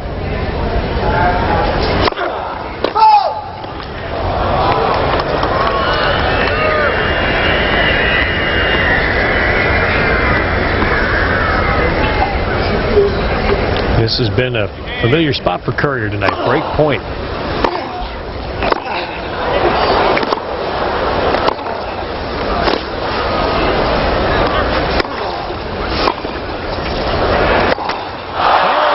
Agassi misses the overhand, fires his racket. Courier leads. And Courier has broken back. We're now on serve again in the second set. With the bag, you wouldn't have put it. That's because it hit the chair, though. If it would hit the bag, you wouldn't have given me a warning. That's why I get a warning. Quarterfinals, the US Open, you give me a warning and you call me bad luck. You have to be responsible. Andre Agassi was given a warning for racket abuse when he flung the racket into his chairs at the end of the last game. Next violation would be a point penalty. Well, Andre's complaint was that he threw the racket at his bag. He meant to throw it at the bag, but it hit the chair. So what's the difference that he meant to throw it at the bag, but it hit the chair? Well, the reality is it did hit the chair and bounce towards the umpire, so that's why the umpire really had no choice in that situation. I thought you said it was close to him. It's not a judgment.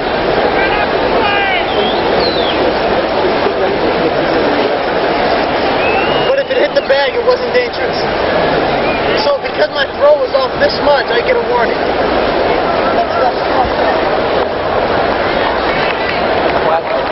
He's right, though, Andre. His throw was off by a little bit, and because of that, he got the warning. Vitas knows that from experience in the days he played. My throw's been off more than a few times. Ready for play. But right now, I don't understand. That just seems to be frustration. He should have held his serve. He's mad at himself. And I'll tell you, I don't mind that he threw the racket, but take the warning. He's no loss of point. Just get on with it. You know, you got to start concentrating. I think a good point you brought up, Vitas, and Agassi. For a while there was bouncing and looked good, but deep down inside he still knows how important this is. Both players are tight. They're playing good tennis, but there's a lot riding on this match.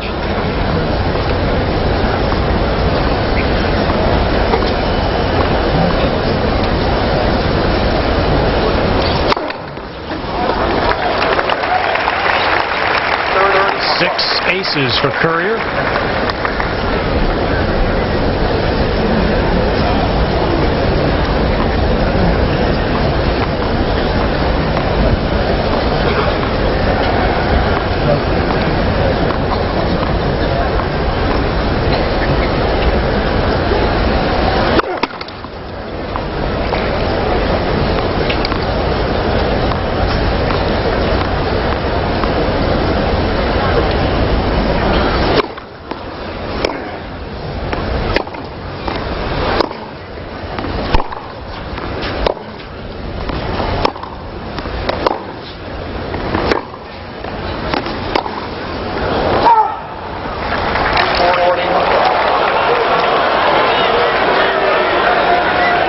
Ted, I'd like to add one more thing about that previous incident, and that is that Dana Lecanto, who's the umpire for tonight's match, is known as a player's umpire.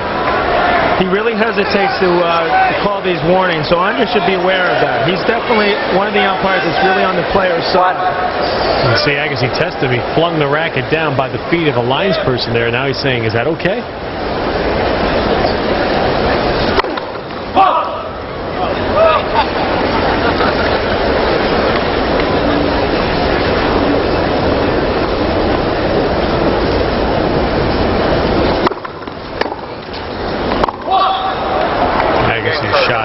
What you said, John, I think would translate into any sport. Players would say, let us decide the game, to an umpire, an official, referee, whatever. Is that the analogy you're making about Dan Locano? No, I mean that some referees and umpires like to show that they're an important part of the whole match. Dana's not that way. He's really on the player's side. He's not looking to get the players in trouble.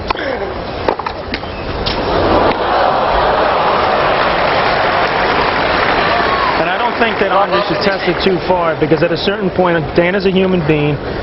He doesn't feel like he wants to get embarrassed in front of 20,000 people, so he's going to have to do it at a certain point if he continues. And then it's a point penalty, and he's only 1 point from being defaulted. So then you're talking about another can of worms.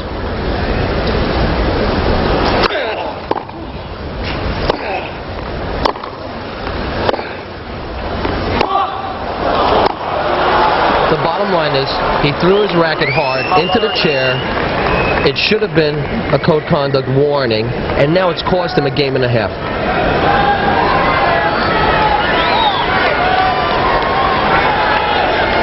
Quiet, please.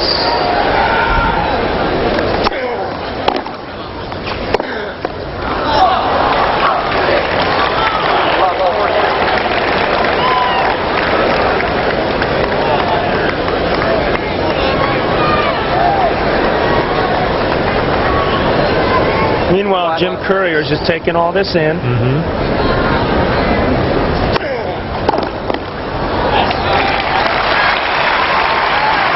still has 2 more break point opportunities to go up a break in the second set. And I don't know about you, John, but if I was in his shoes right now, I would be beaming inside. What a great opportunity. It was very tight in this set. I'd been broken. Now all of a sudden I see my opponent crack. I would really dig in right now.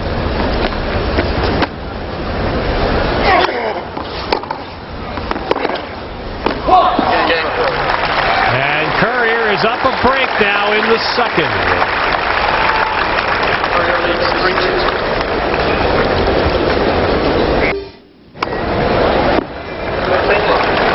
Courier begins the game with his 7th ace. Since Agassi was issued the warning, 10 points have been played, and Courier has won 9.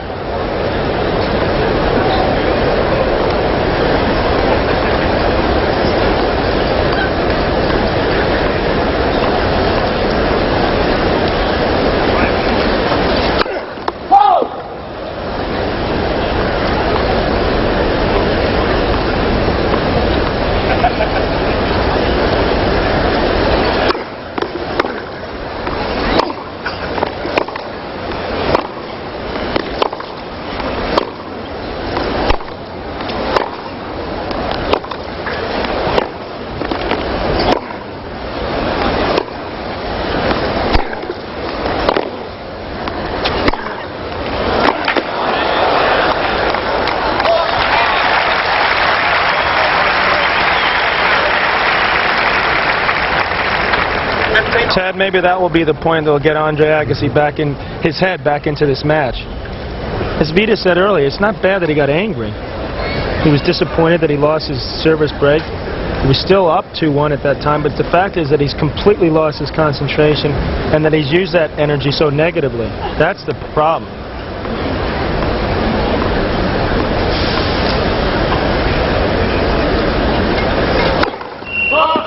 The danger in overreacting now is a second set could slip away.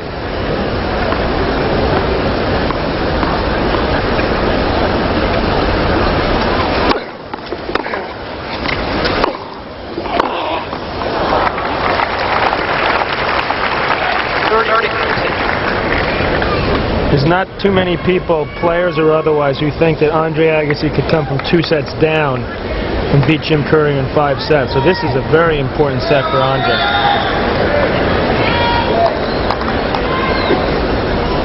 I happen to be included in that group. I really don't think if he gets himself down 2 sets, he's got a real mountain to climb to be able to get out of that.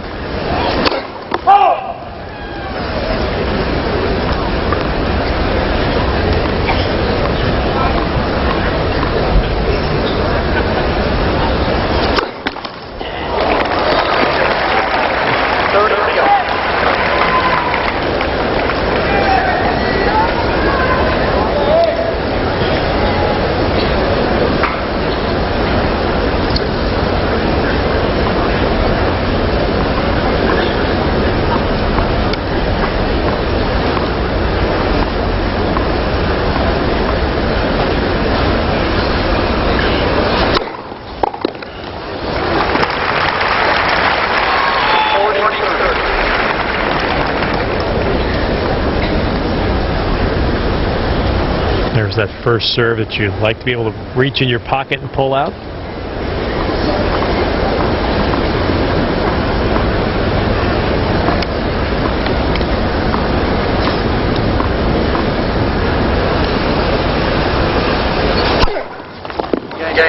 Twice in a row. 8th ace. And Courier. That's Reed on the IBM gun. That's not at the level of a Richard Krajicek or a Marco Sayed Hardes or a Goran Ivanisevic, but that's right below that second tier, and it's extremely effective. 117 miles per hour, that'll do some damage. Yeah. You could blow that by some people.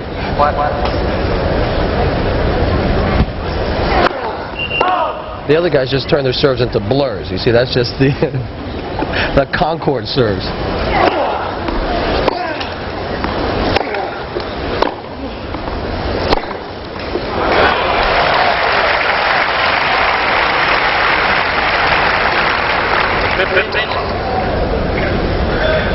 Well, he certainly doesn't want to get himself down 2 breaks now, so what he's got to do now is hit a couple other forehands like this. That was probably the hardest forehand he's hit in the match.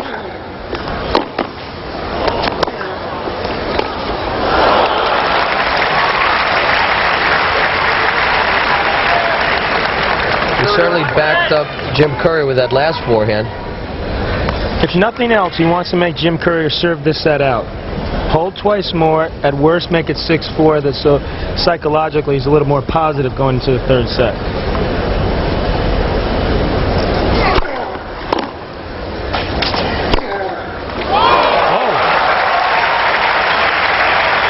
There's a forehand from Agassi.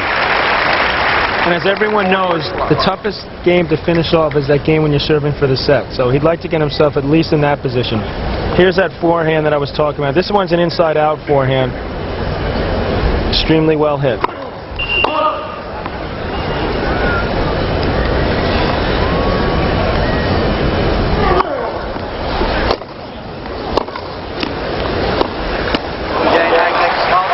Well, Agassi holds it long. Still Courier up a break in the 2nd.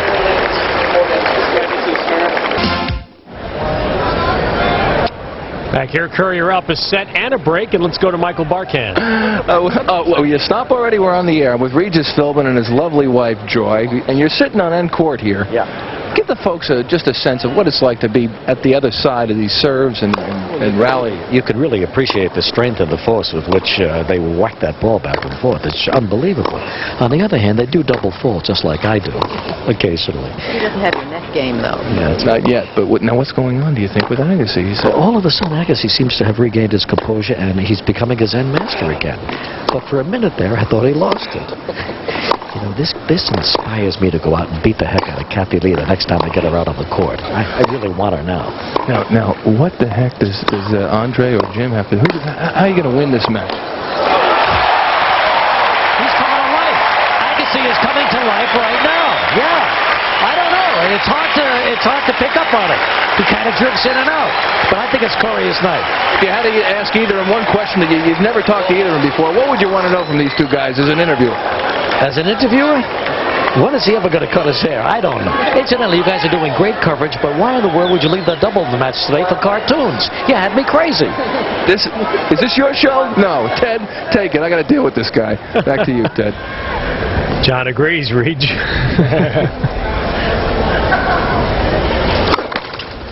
At 2-1 and 4-2 down, I thought it might have been a good idea to be off the air, but we were able to claw our way back into it.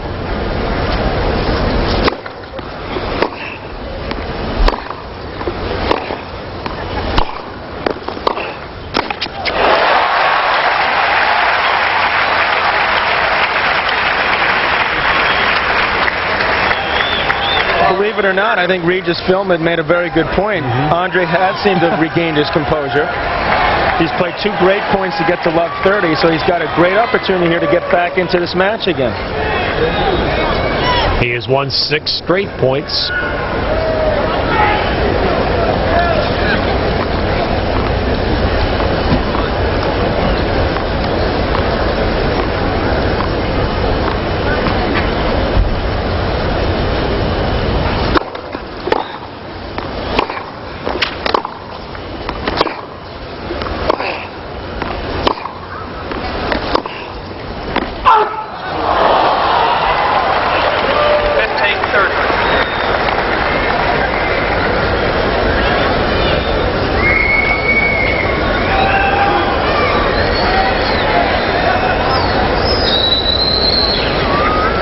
he have to play here like this is it, let it hang out, I need to win this set? I feel he does. And I think Jim Courier is aware of that also, which is why he's taking his time now, really preparing for the next point.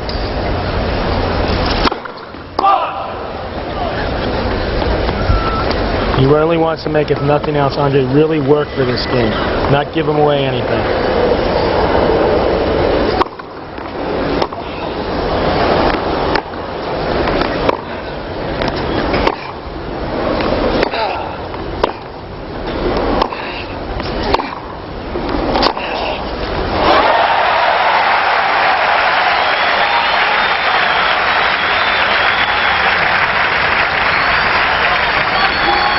Agassi's been able to hit forehands for winners from the baseline, but that time he lines this backhand up, sees his opening, and drills it.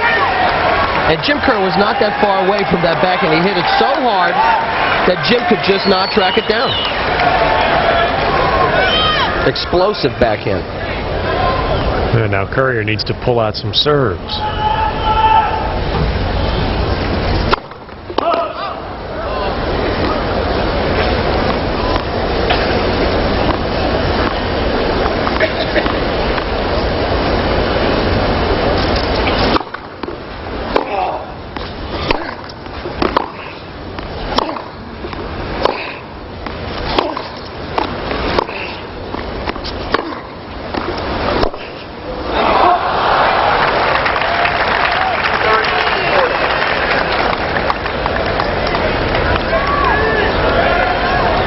That was the first bad stroke he's hit in this game.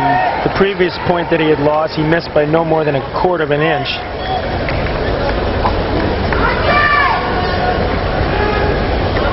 And the first break point that he's lost.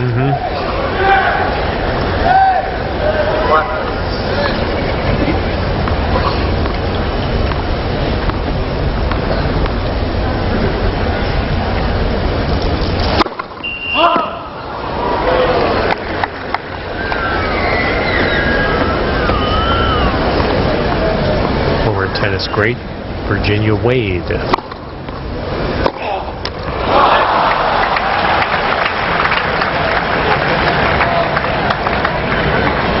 But Ted, previously he lost a couple games because he was angry about the bag and maybe a little bit tight to start, but that was an out-and-out choke, those last 2 points. He gave Jim Courier 2 points from 15-40. That's a tough word for athletes, isn't it? It's a tough word, but I think the easier you accept it and move on with it, the better it is, and not pretend that it doesn't happen to everybody. To everyone, from top to bottom.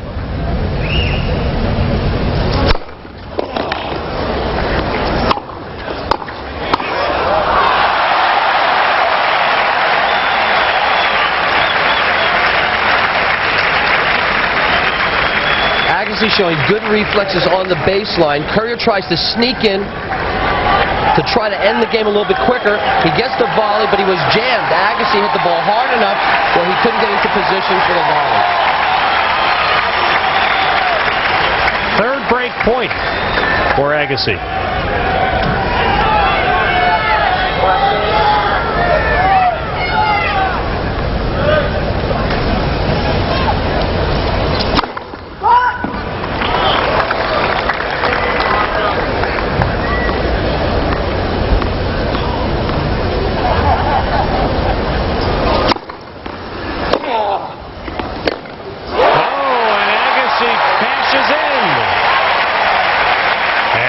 Back on serve in the second set.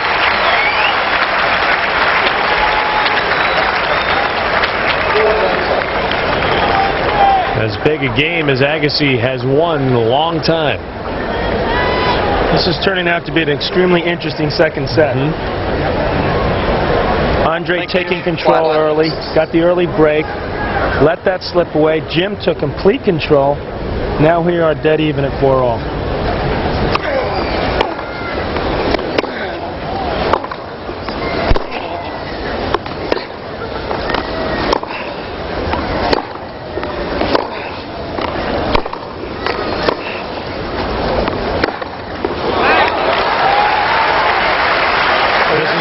Trouble doing. He had trouble backing up his breaks so far. Jim let out a little bit of frustration out in that previous point in a very positive way. I mean, he really spanked a couple forehands, got himself back on track. As we look at Pancho Gonzalez, a great player from the past, had a real fiery personality. Even now, at about 65 years old, you watch him on the tennis court, and he's really out there competing to win no matter what it is. Still has one of the most beautiful service motions. And he might have gotten a couple of conduct warnings.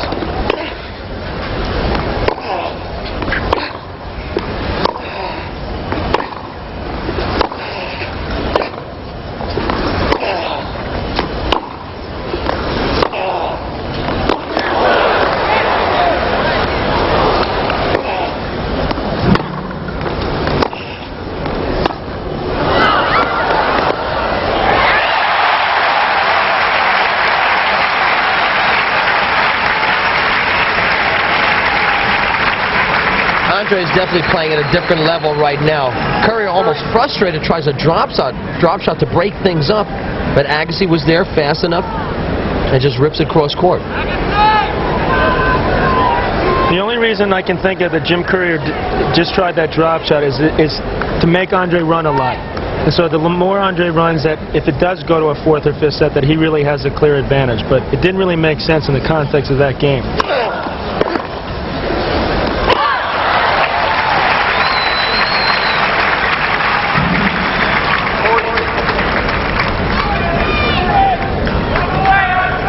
First sighting, I believe. One of the first sightings of the Trump. You think he knows he's on camera? No. Never knows.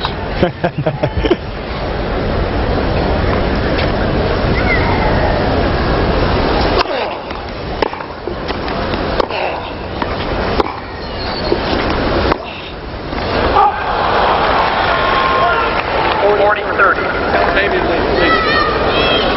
Ask for silence. Please have the lady leave with the baby.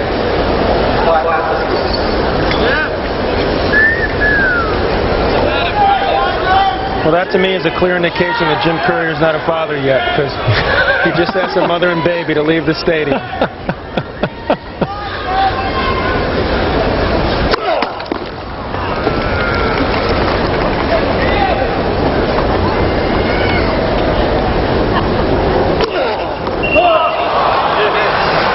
And instead, it's Agassi who doubles, his first of the match.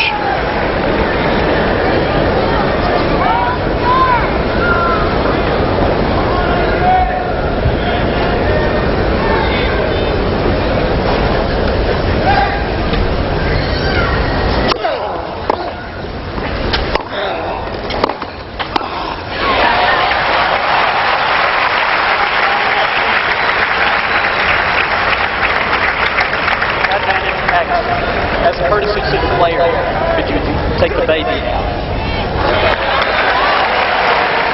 Dan Lacano just became a very unpopular man.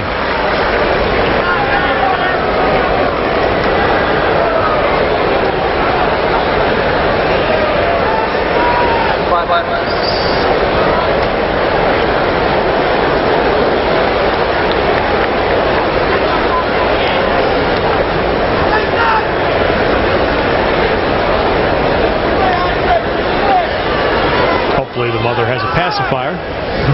Some food. Yes!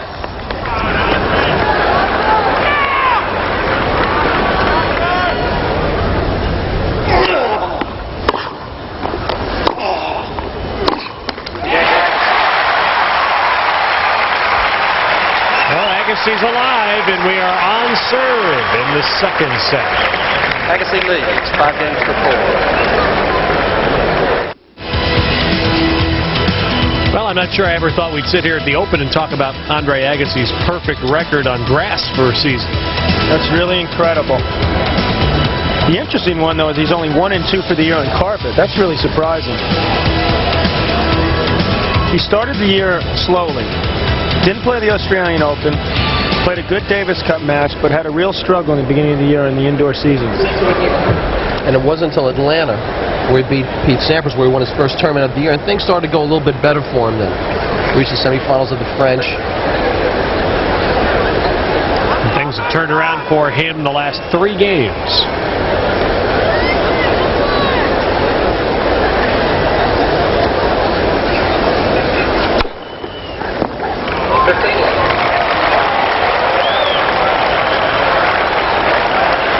I believe Cyclops must be off because we have not heard it tonight. That's the 9th ace. I thought they were using Cyclops in this match. I don't believe they've turned it off. I think that's probably the first mistake that Cyclops has made, though. It did look to be clearly wrong.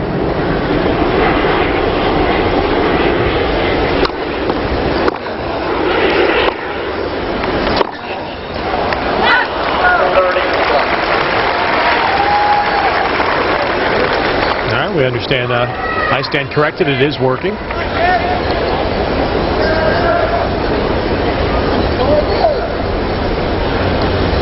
And the umpires have been instructed not to overrule the Cyclops. So until that's turned off, there's not going to be any changes.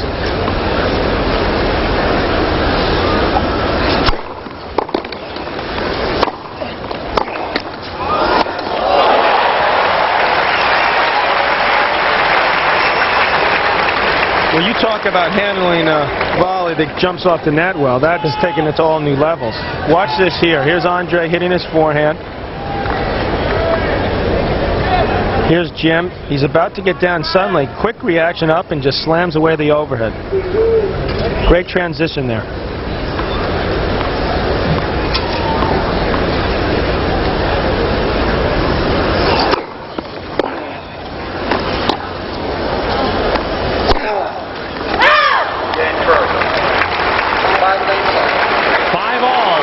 Second set.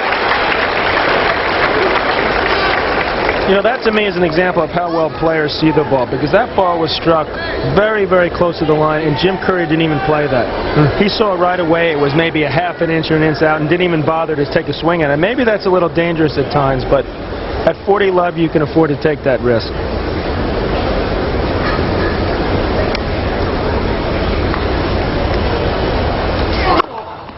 More than anything was the feeling he had that the ball was out.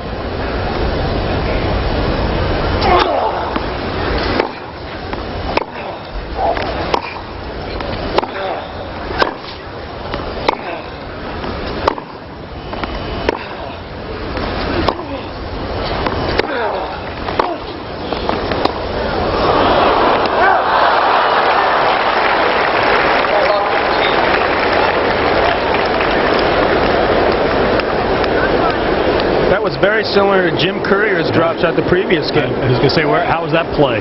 Just came out of nowhere for no reason. On clay, I've seen him use that shot quite a bit, but Jim Courier covers court extremely well, and it's a very low percentage shot.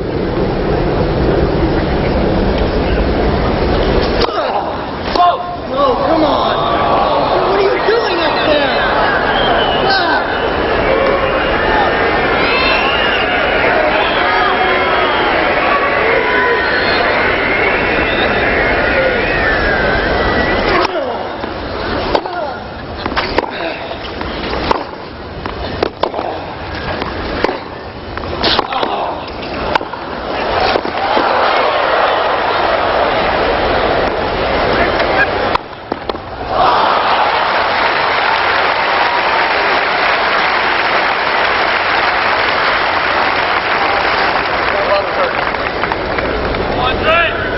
I don't know if Andre hurt himself here a little bit, but here you see he sort of thought he hadn't hit that, and then he realizes he actually has hit it fairly well. But the way he tried to prepare for this next one, I don't understand why he did what he just did there, to sort of move inside the baseline. He really should have made Jim Courier play that a little more.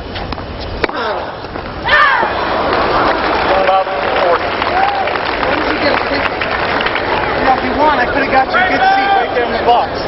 I could have got you a beautiful seat, front row. You watch the whole damn match.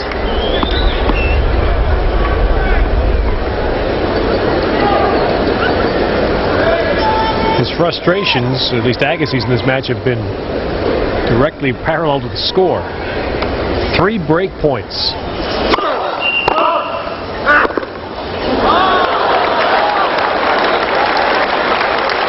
And again, Courier He's had a lot of these opportunities.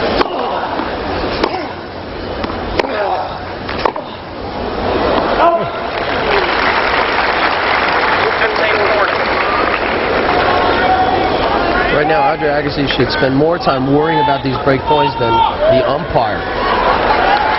He can't honestly expect an umpire to overrule the far sideline. And that's really tough line to see, the toughest line for an umpire to see.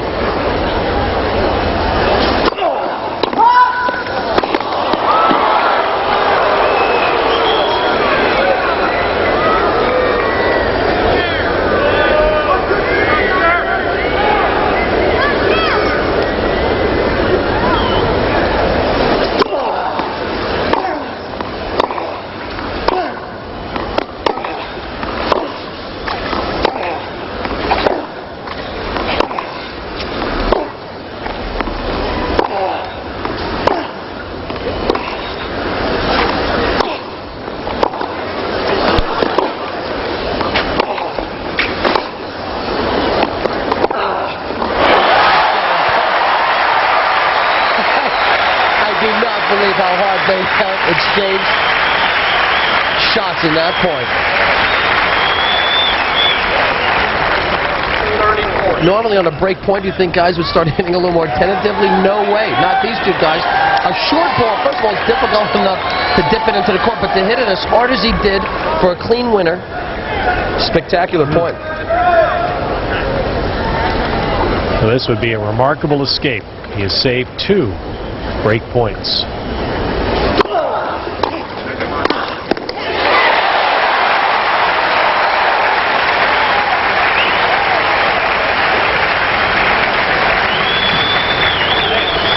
I'll tell you, that was very impressive and very gutsy to take a little bit off your first serve and to come in behind that. You could call that a high-risk move, but I think it's a very smart thing to try. He must have figured that Jim Courier was just going to try to get the ball back in play and hope that Andre made a mistake. And Jim just more or less sliced that backhand, and Andre hit a great volley to get it back to deuce.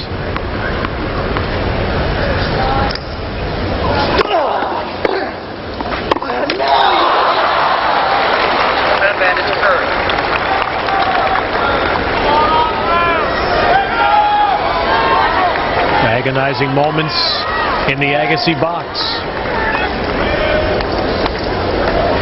Andre has been walking a tight wire for much of this match. Here's another case, Vitas, where Jim's making him wait a little bit here.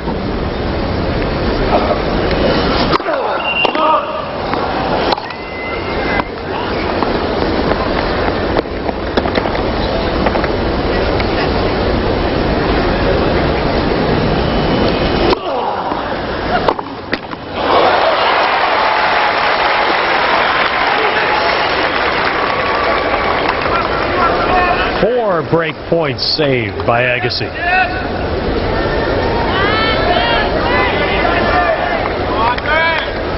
And right now it's agonizing for the Courier coaches as well.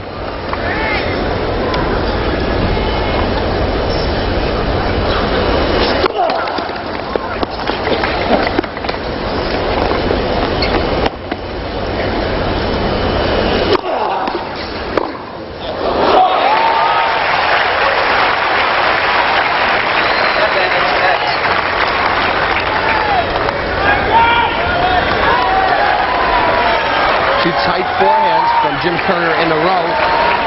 The first one on the break point. This one now giving Agassi a chance to hold the serve.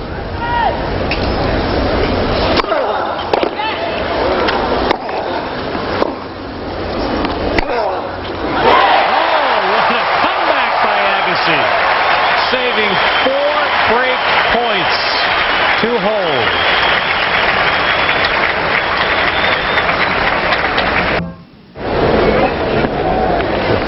On Stadium Court, Jim Courier serving to send this to his tiebreak in the second set. Andre against the giants of the game. Great record against Becker and Chang. Interesting how he has struggled against Lendl. Well, that one did occur about 4 or 5 weeks ago in the finals of Toronto, so He got that monkey off his back.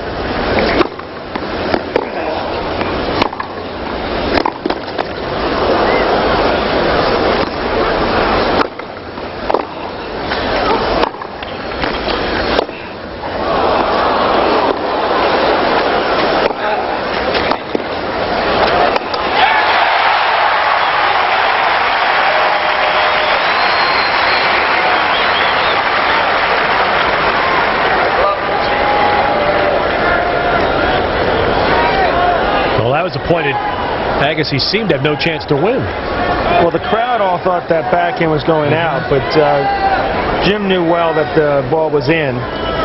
It did distract him a little bit, though, and then Andre was able to apply the pressure. And I don't think he's missed an overhead this match that I remember.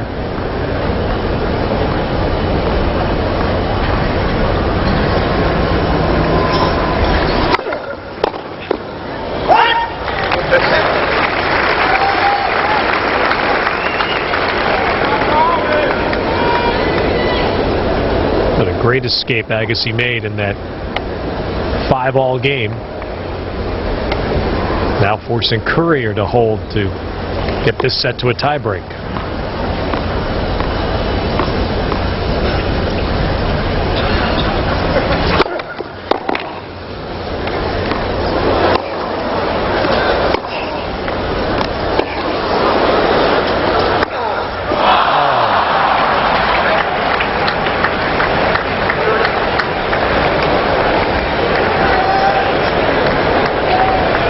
He hit 2 shots in a row that were, one was on the line, the other was about an inch inside the line.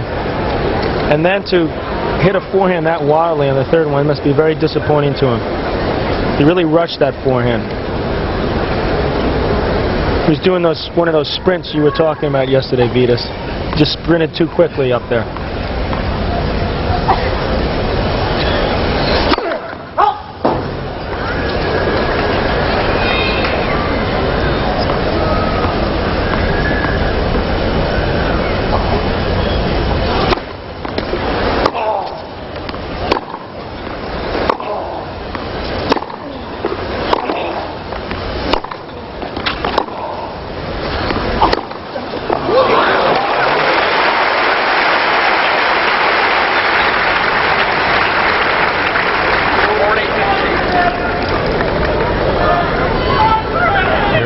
The National Hockey League's best defenseman, Rangers' Brian Leach, Norris Trophy winner. About his last free night. They'll be going to training camp. They're not there already. I think they are in training camp already. Right behind Leach there is goalie Mike Richter.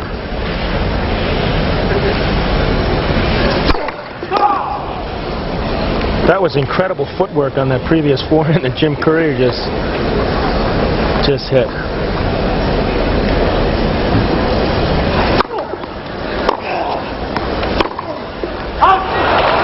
John, you bring up an interesting point about Jim Courier's footwork. He spends a lot more time in the point running around his backhand than Agassi does, and you really have to be fit. That's a lot of extra backpedaling, especially that last point, the previous point. He was running left, running around until finally he put the ball away. Very tiring if you're not in shape, that type of movement. And also, he's constantly bouncing throughout the entire match.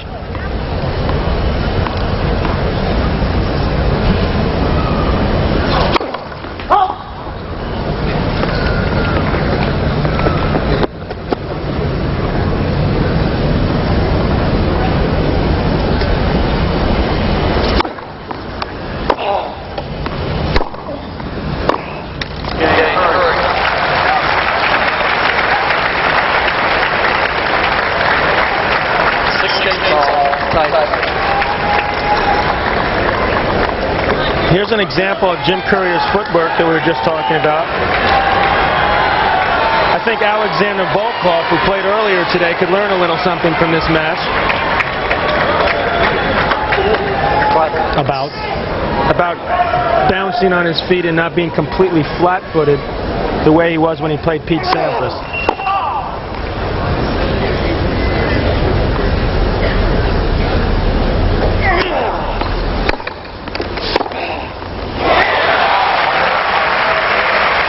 Agassi's forehand winner gets the first point of the tiebreak. But as we know, when Pete Sampras is playing his best tennis, he does have a tendency to make you feel flat-footed. It's just that Volkov took it all new levels today. Your captain, Tom Gorman.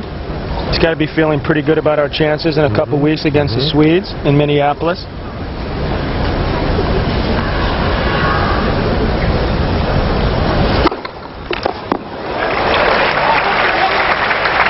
Ace number 10 for Courier. We'll be playing that match on clay, but we certainly have some great options with these two players as probable singles players, but also Pete Sampras there as well. And if he came through and won the U.S. Open and beat one of these two players in the semifinals, there could be talk about possibly putting him in, although they've certainly clearly had the better record on clay this year, Andre and Jim.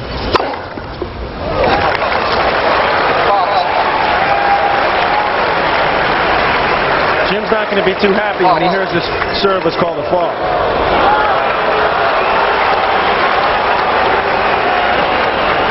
From my angle, it looked clearly in. Last one was onside.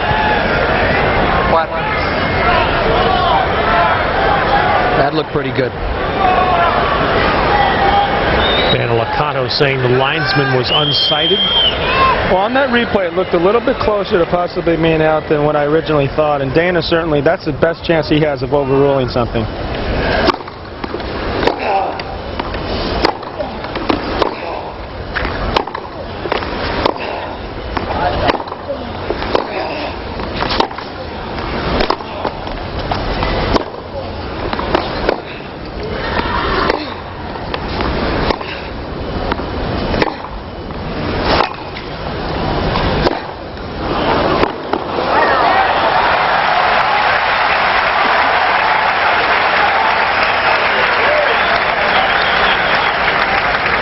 Now it is Courier who is the angry young man, but he won the point. Watch what happens here when Jim Courier wins this point. Runs around his forehand. It's a heavy forehand down the line with a lot of spin. Yeah.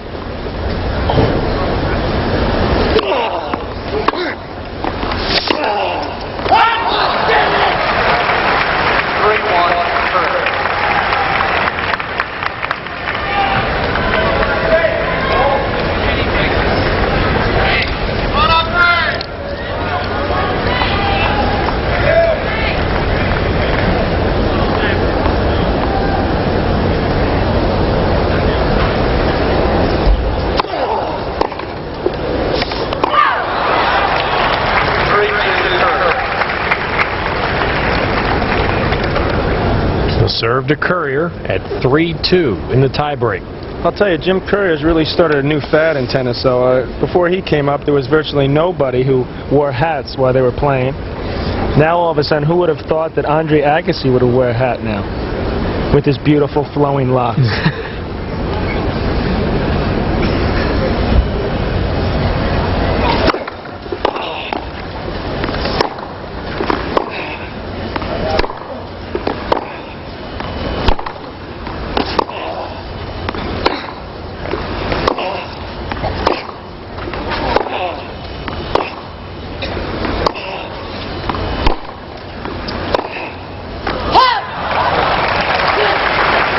Change sides at 4-2, Courier.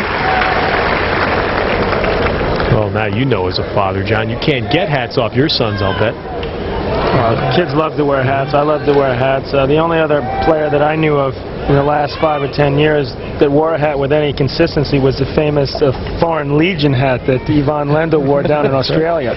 Now, could you have imagined Vitas covering up his beautiful flowing locks with a hat? I really couldn't. There's a lot of things can change, but that's not one of them.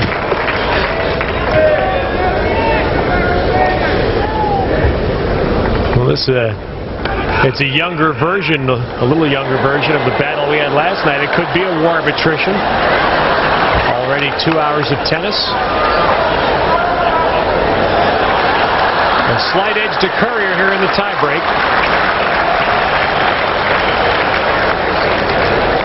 His serve at 4-2.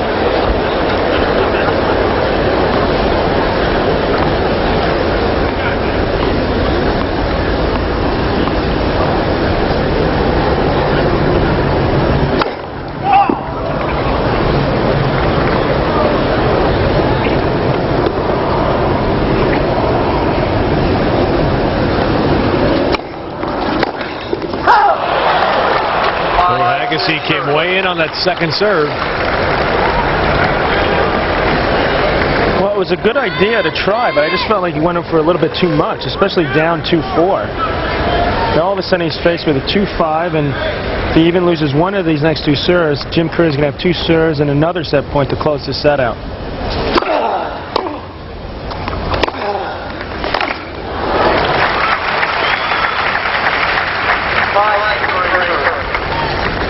But that was a classic example of a heavy forehand right there. He really got his full weight behind that, and that ball just skidded down, and Jim almost virtually had no chance on that.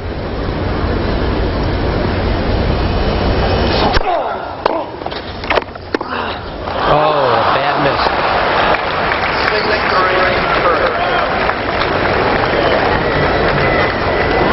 And Courier is in the driver's seat now. 3 set points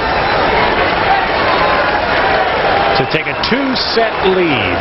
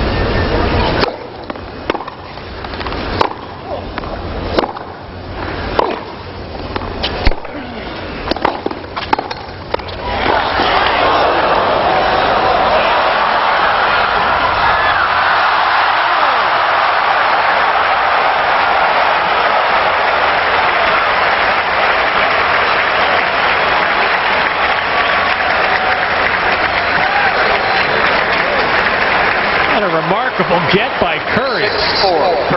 That was a great get by Jim Courier, but this is an incredible recovery right here by Andre Agassi.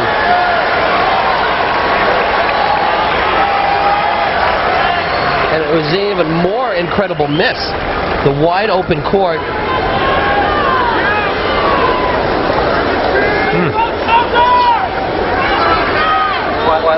Still 2 set points.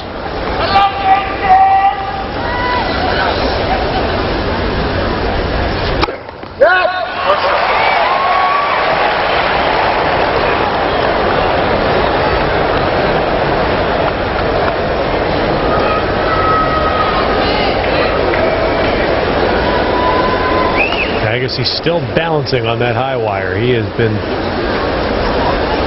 dodging shots all night.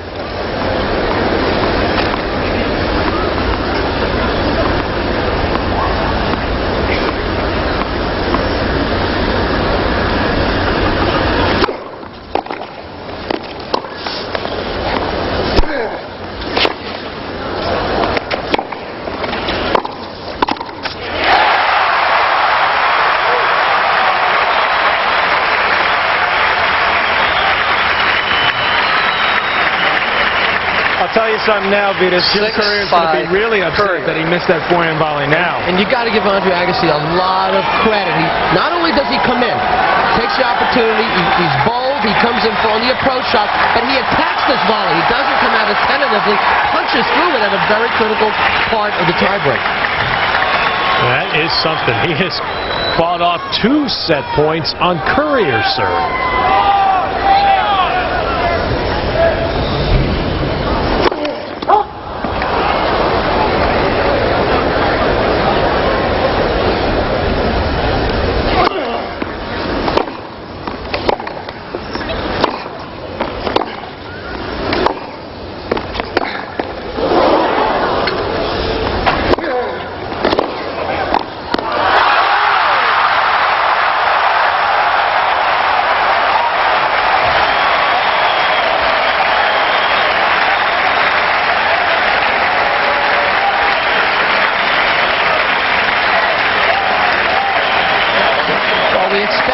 something fantastic tonight, but I didn't expect anything of this caliber. Tremendous point. Andre Agassi, point blank again, gets down, plays the ever so delicate drop volley, touches the top of the tape, and comes over. Great footwork. He got down so well to it, watched it go over, seemed to hang for an eternity, and went over. And now his balance is a little bit steadier. That's one of those shots where you say, why are you hitting that drop shot? Great shot. And we play on at 6-all.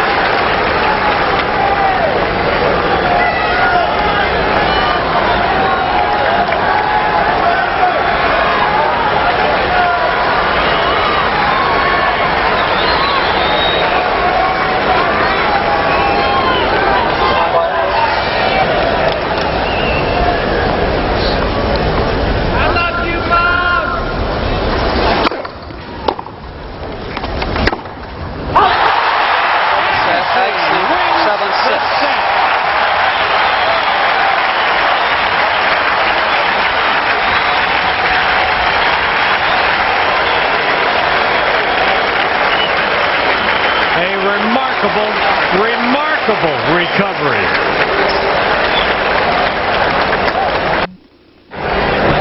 Now, we just saw a remarkable set of tennis. And how Agassi won this set, people will be confounded trying to explain this for a while. Well, I think what happened here was that Jim Courier realized that Andre Agassi had won 4 straight points coming in net. So this was the point where he had to take the initiative. Unfortunately, hit that inside-out forehand a little bit wide. Whole new match now, 1-all. But you're talking about Agassi saving 4 break points at 5-all and then 3 set points in the tiebreak, and he won the set. You know, it's surprising enough that he saved the 3 in the tiebreaker, but that he did it coming into net. That's what's really impressive.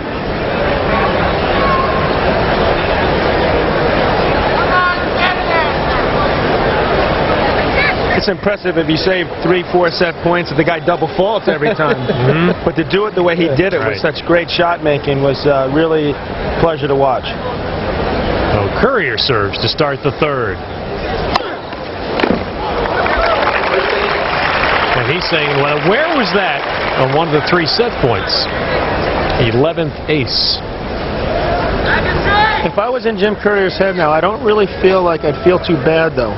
Because even though he lost the second set, he played a 1 hour and 15-minute set. He knows he's a fitter player, so he's got to like his chances still. So Andre's really got to continue to put forth the pressure.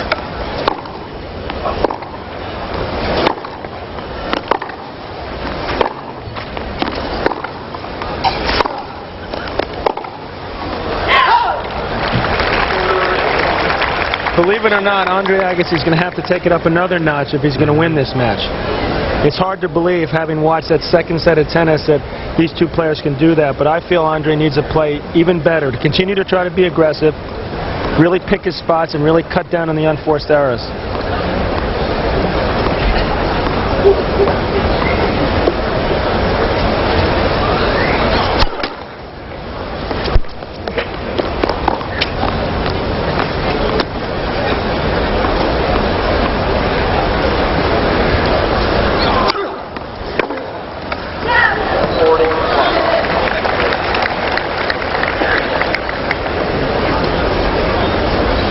Is there a natural letdown for both players when you've just finished a set like that? Well, it's certainly understandable, but if it's at all possible to avoid it, both players would like to. And it looks to me like Andre's just a little deflated right now. Obviously quite happy that he won that second set.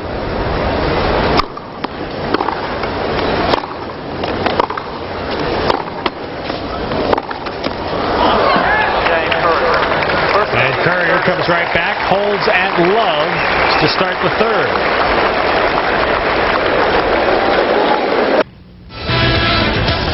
All right, let's look at the Nike match summary. That's through 2 sets, and well, with Courier with the aces, Agassi the unforced errors, the ones that stand out. Well, what you see there is basically the first serve percentage more or less the same. Courier's got more aces. He's got the bigger serve. The winners are even. And Agassi's got some more unforced errors. And that's why he lost the first set 6-3. And the second set was a tiebreaker, very evenly matched. But this is where he needs to get back on the concentration back, the focus back right now, because he's in danger of getting down in the third set. He certainly doesn't want to do that after that second set tiebreak.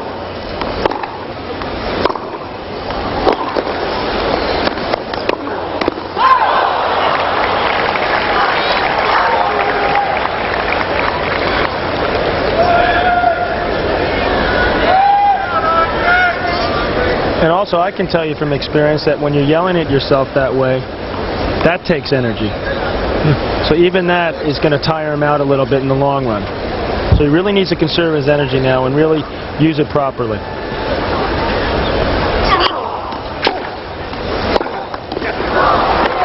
Do you feel the fitness, and we alluded to it early in the match, but is the fitness a decided edge to Courier? I think it's a decided edge to Courier. Andre's worked quite a bit in his upper body strength and overall strength as far as weightlifting, but cardiovascularly, Jim works a lot harder than he does.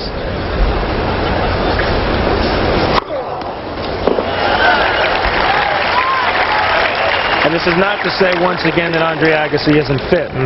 But you're talking about one of the fittest guys in the game right here, if not the fittest, in Jim Courier. And there is his weightlifting coach, Andre Agassi's weightlifting coach, Gil Reyes.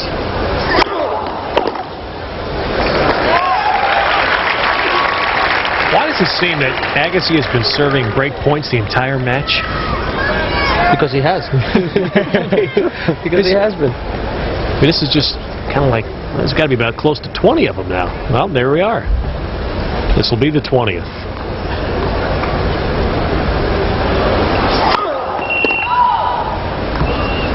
And based on that picture we just saw, it sure looks like Andre Agassi's weightlifting coach has lifted a little himself.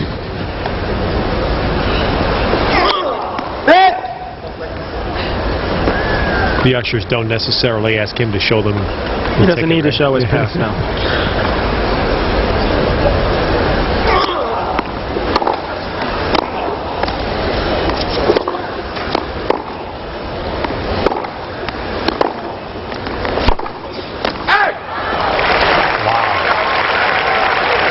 Well, it shouldn't be surprising anymore. 4 out of 20. That's unbelievable.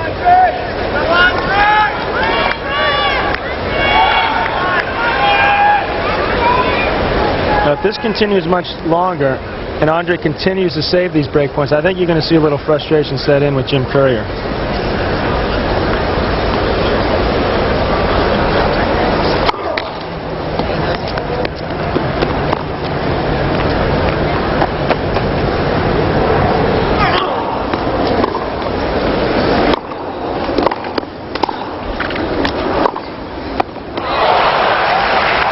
John, you make a good point.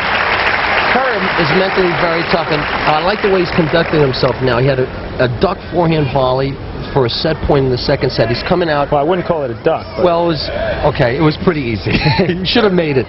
And he's right back fighting away. Third set, he's forgotten about it. But if a lot more of these opportunities slip by, he will get more frustrated.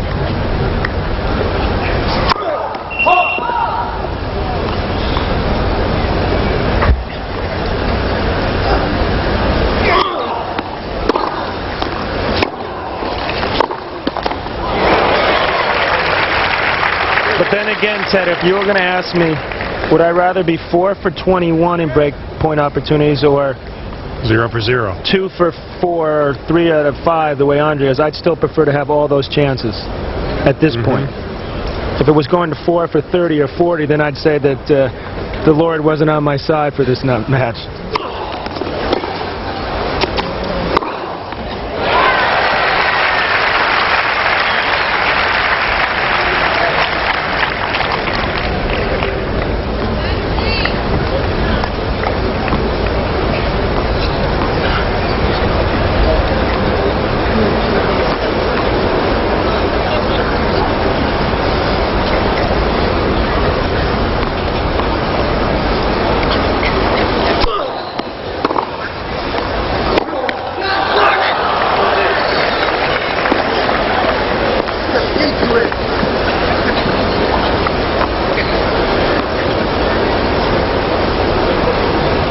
Look.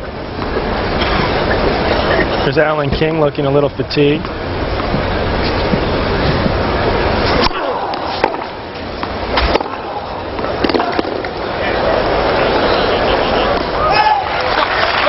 Going to be in that seat for your doubles match at 11 a.m.? I don't think he's going to make it. If I were a betting man. If he sleeps there, he'll make it.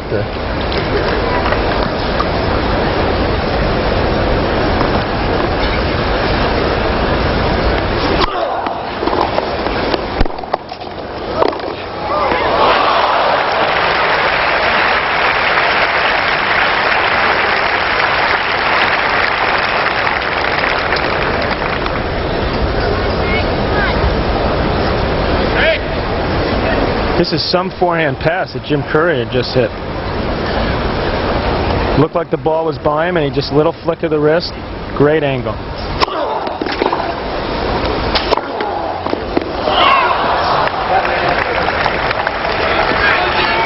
The 5th break point of the game. But after you've had many breakpoint opportunities, as Courier's had, he's played them pretty much the same way. He's gotten the ball back deep. Wouldn't you try to do something a little bit different, either try to approach or come in? He's lost to the same style every single time. I think you'll see him do that. He's a smart enough player. I think he'll try to be a little more aggressive and come in if he can.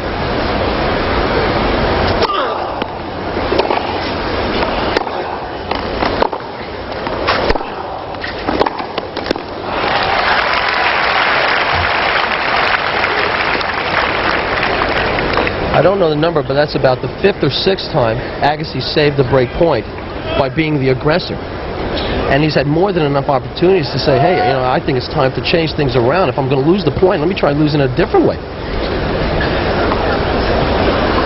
I'm surprised that he didn't try to do more with that second serve. It only hit 68 miles per hour.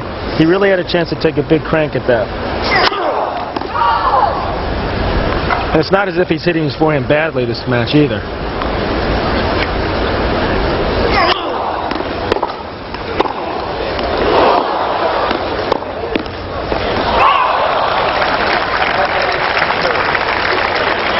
Can you ever remember either of you the most break points you had in a game? Does anything ever stand out in your mind? I mean, 6 is abnormally high, isn't it? 6 is a high number, but I don't recall anything much past that, to be honest.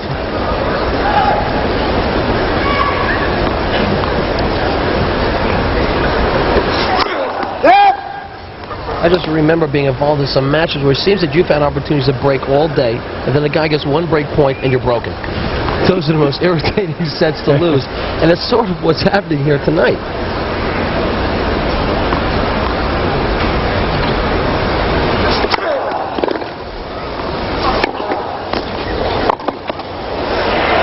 Oh, that one Courier got.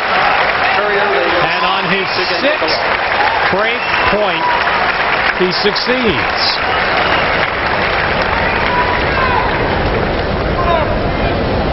I think the mistake Andre made here is he hits a shot, it clips the net, and he continued to move forward. And Jim picked up on that and saw that, and he really didn't have to hit that great a lob in order to win the point.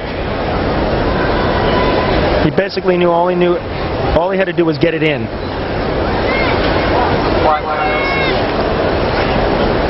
If you put a clock on the time of service games in this match, Agassi would be way ahead.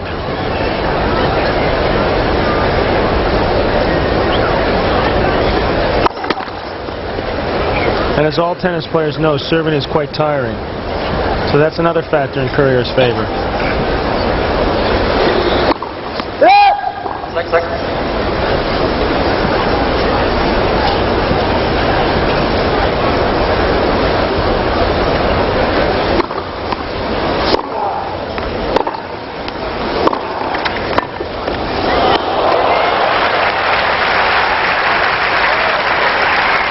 You don't often hear the word beautiful touch when you talk about Jim Courier's shots, but this was an example of some great feel right here. Look at this. Between the service line and the baseline, gently caress the ball over the net. It's not a place you'd want to hang around too often to hit those tough half volleys. You have to come up with a tremendous half drop volley to win the point.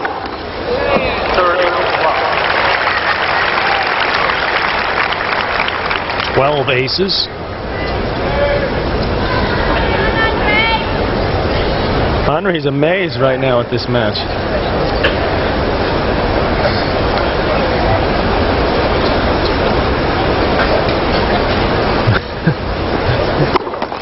I'm never sure who Henry's looking at, actually.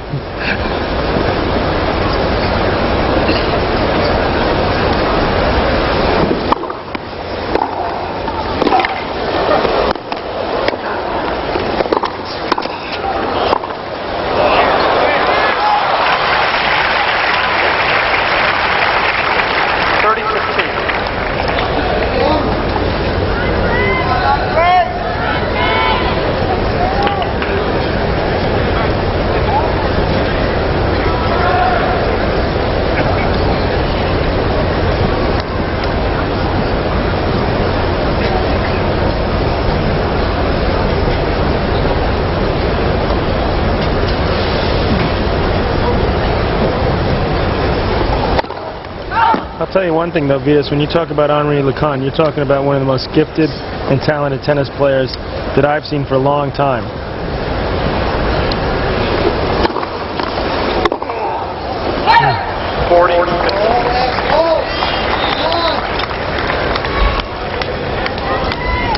A little distribution amongst the top of the men's field in the last 3 years.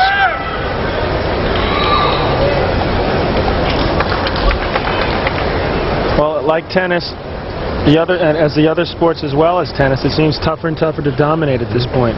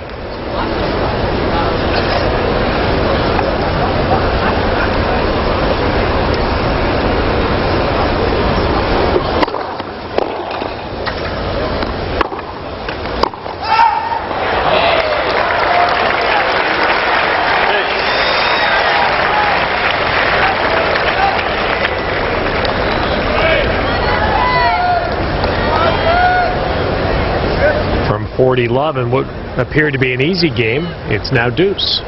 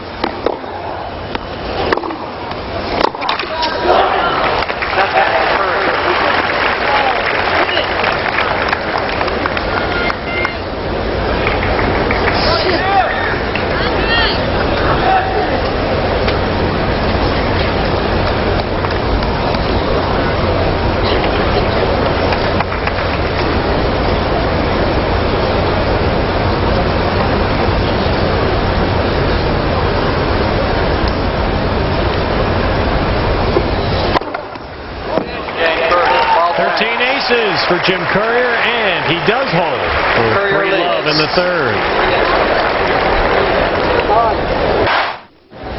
Well, on Stadium Court, we rejoin this match where we've been most of the night. Andre Agassi serving a break point. Already down a break.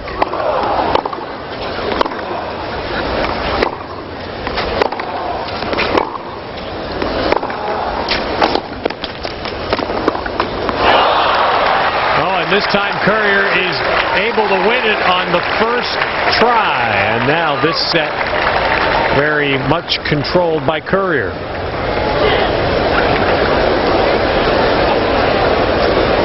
After losing a terrible tiebreak, losing the last 5 points, he's come back to win the first 4 games of the next set. You got to give Jim Courier a lot of credit. heartbreaking tie-break loss in the second set. As Vitas said, he missed a very makeable forehand volley at 6-3, and to come back and be up 4-love now, that's a great effort.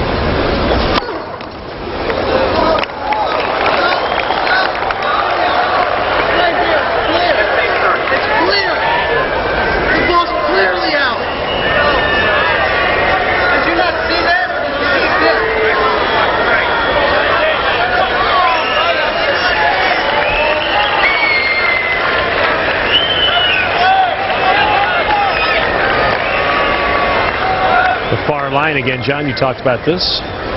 This is the toughest line for Dana Lacano to overrule. It did appear to be wide to me when I saw the serve originally, but Andre's still got an opportunity at 15:30 to get a break of serve, try to get some sort of momentum back, even if he does lose the third set. At 4-love down at this point, it's very difficult to see him winning the set.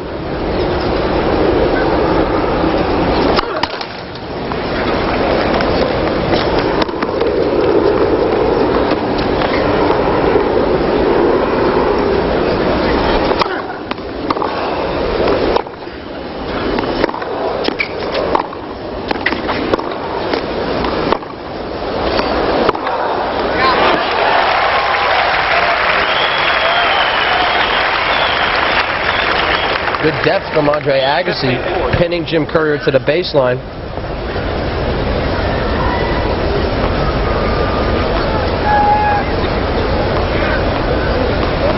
And now Agassi has 2 break points.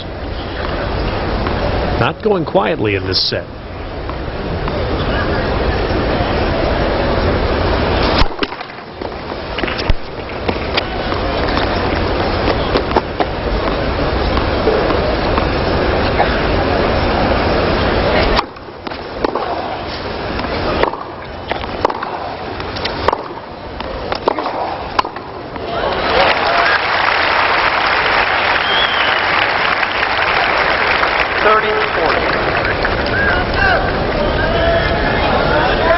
Well, this is a tough situation for Andre Agassi because he's down 4-love. He does want to get his momentum back, but he doesn't want to expend too much energy losing the set, perhaps 6-3 or 6-4. So what's going through his mind is really how badly does he want and how far does he want to get back into the set.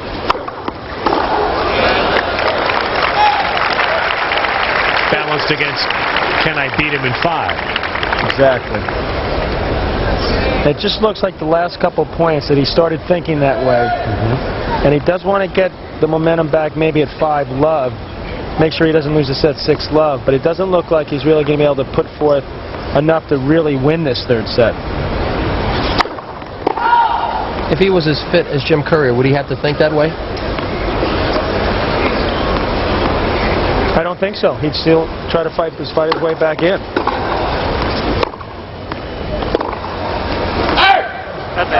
And that's a great point, because he knows he's not as fit, so he's got to think longer term. But does he know it? Would you guess that he knows it? I think he knows it. Okay. he may think that he's as strong as Jim Courier on a physical level, but as far as the endurance level, I'm sure he knows that he's not in the same league at this point.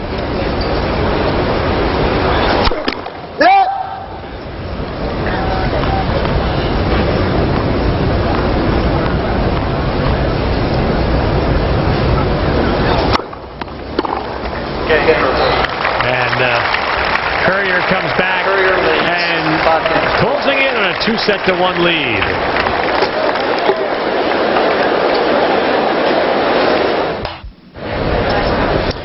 Well, Courier has this set all but wrapped up, especially after saving the 2 break points in the just completed game. Now let's go to Linda Pence. I'm with Brad Stein, one of 2 coaches that work with Jim Courier and Brad. There have been so many momentum changes in this match so far. What does Jim have to do to keep the momentum on his side for the remainder? Well, I think that every time Andre gets down, he starts just firing all of his guns, you know, and he's come up with some great shots. And I think Jim has to be aware of that and try and counter him by changing pace and keeping him on the move a little bit more, not letting him just whack away at the ball when he gets behind. Until the point to love, when Jim broke Andre, he had missed 22 opportunities to break the serve of Andre Agassi. What does that mean?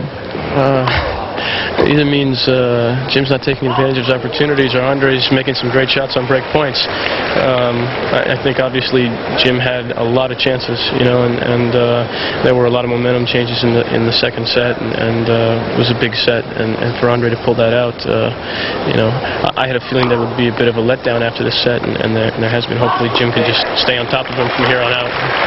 Of course, you work alongside Jose Higueras, who's sitting with you here, and it's kind of unusual for a player to have 2 coaches. How do you bounce off each other, and how do you blend so well? Well, actually, I think one of the things, like for a situation like tonight, we were talking earlier about how I think it's very good to have 2 coaches here sitting watching the matches, because I think the dialogue that we have between ourselves when he's playing is very helpful to both of us. You know, you have a lot of things that go through your mind while you're watching a player that you're coaching play, and it gives us an opportunity to express those things to each other and kind of clarify them or discard them. Okay, Brad, thanks very much. Back up to you, Ted. Thank you, Linda. Courier serving for the set and just dealt his 15th ace.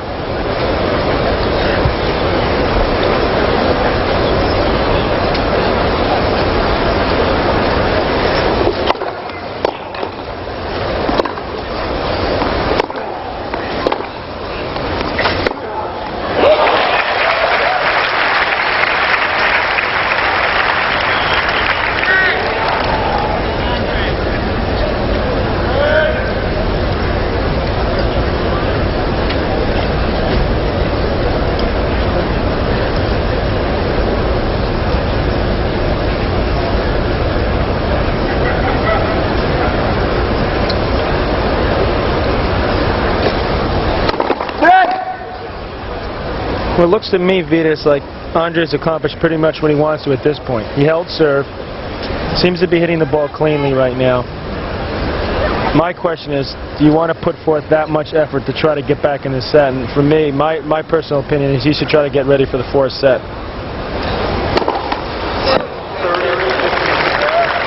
16 aces. Serve first, get off to a good start, and try to get back the momentum that way. Agassi at Wimbledon this year won 2 5-set matches. In each of those, he was up 2 sets to 1, lost the 4th, and won the 5th.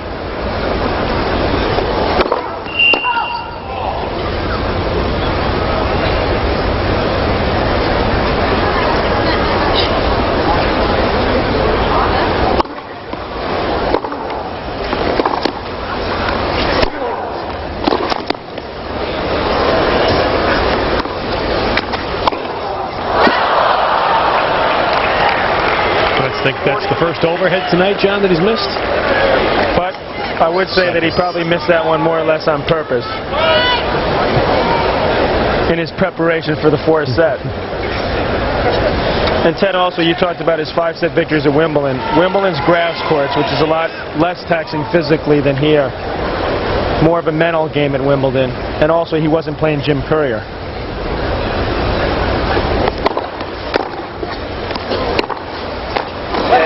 And that's the set for Courier. 6-1. He takes the third to lead 2-1.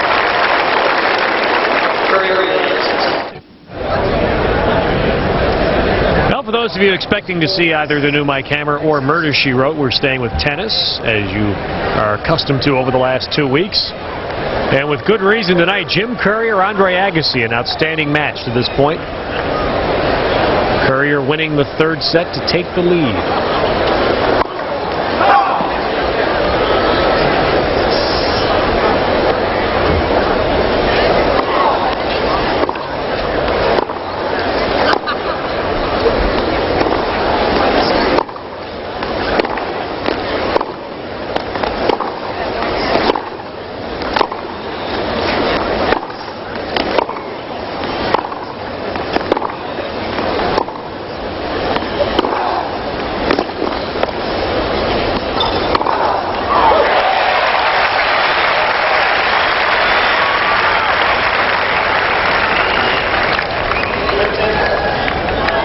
That time Andre Agassi used his head. He got into a winning position on the backhand side, running around with his forehand, but instead of really drilling it, he took a little bit off, made sure that he got the ball behind Jim Courier. Very smart play. John, Agassi can't afford to make too many more mistakes. He really needs to get off to a good start here in this fourth set.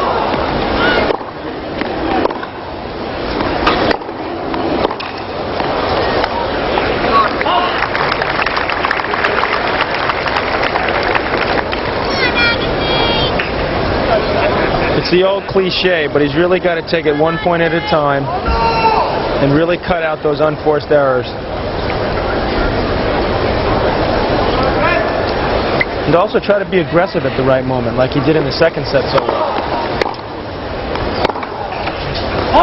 But if you're Agassi, do you start thinking now, I maybe need to win the points a little faster? Can you afford to think that way, knowing you need to play 2 more sets? I don't think he should think that way. I think that would be a mistake for him to think that way. I'm sure he's concerned that a long 5-setter would be to his disadvantage, but I think it would hurt him as well if he thought that way.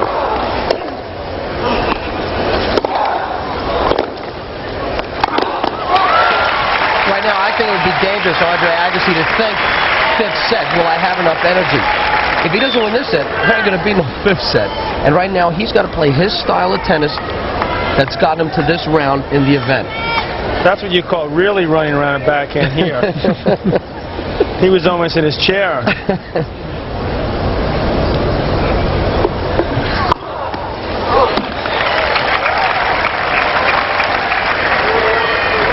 Sixth ace.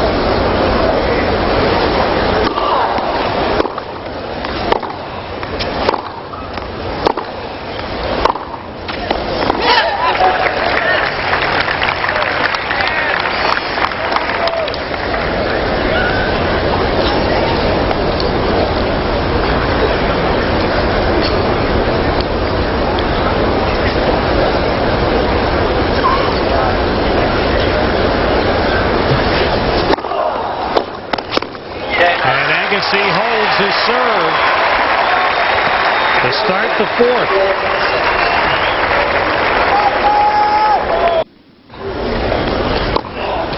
Courier's service.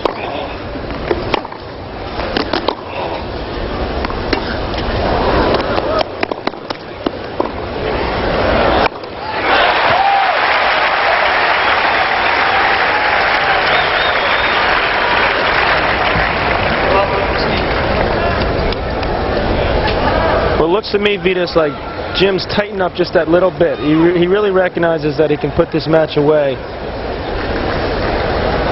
But he employed that drop shot again, which seemed to sort of come at a strange time. Andre handled it very well.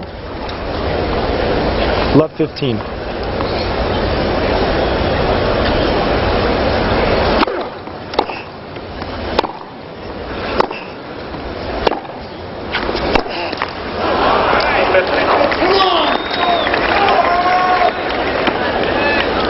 And you mentioned the point before, it's really crucial that Andre Agassi does not play too many of those unforced errors. He's really got to tighten up in this set. Make Jim Courier work as hard as he's made him work. I think the good news for Agassi fans is that Andre definitely recognizes that right now.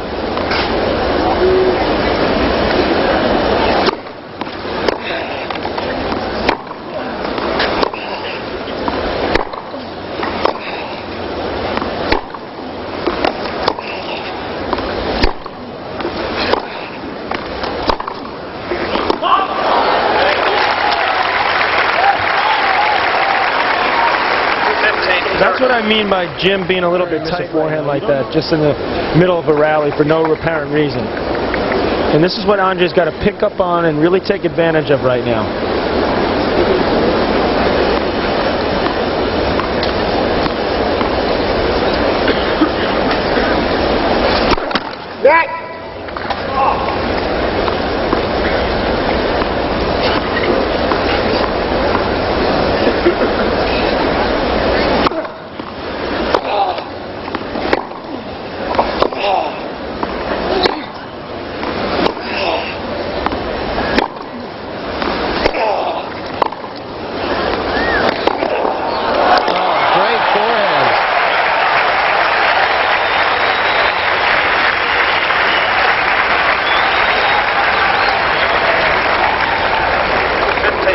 Well, you talk about an incredible forehand on the run. Well, this is a great example of it. Andre on the full run, rips it cross court, surprises Courier. Double break point to go up a break in the fourth.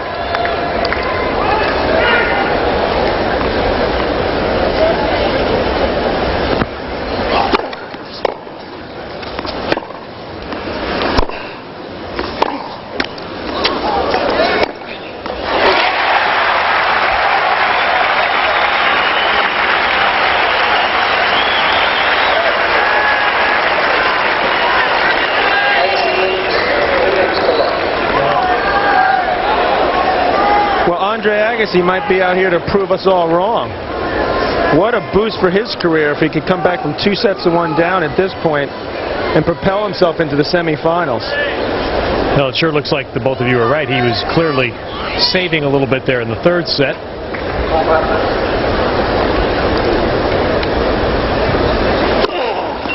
He's really come out strong in this fourth set.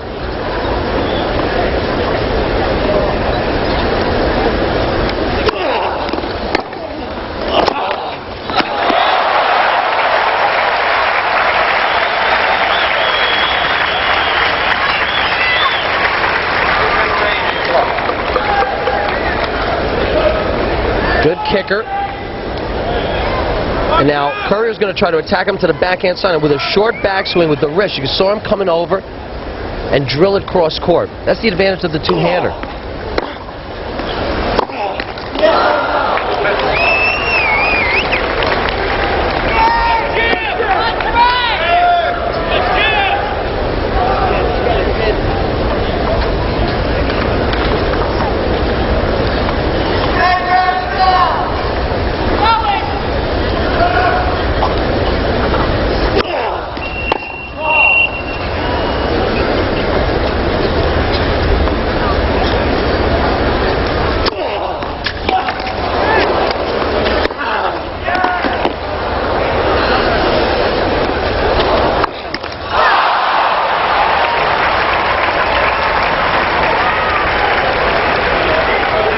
Second effort from Jim Courier. As we've mentioned before, it just makes you work so hard for every single point. It seemed as though he had no chance to get back into the point. Throws up the sky lob, just drops inside.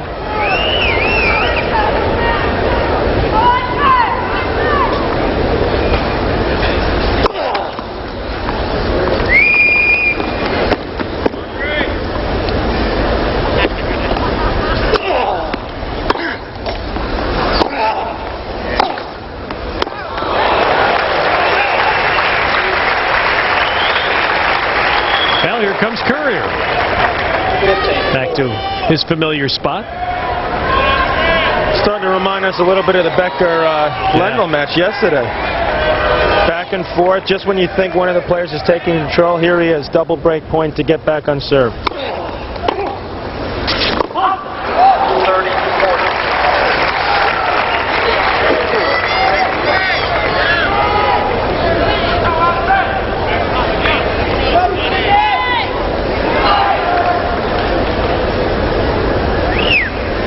Ted, you were talking earlier if 6 was a lot in one game. Well, 25 is an awful lot in a match. When I see it, you want to use the baseball analogy like you were talking about for Courier. To me, this is like a pitcher coming out and walking 3 guys in a row. Now you want to make the pitcher pay for that, and then you go up and strike out the next 3 times. And that's what seems like Courier's been. He's been letting Agassi get away with all these break points.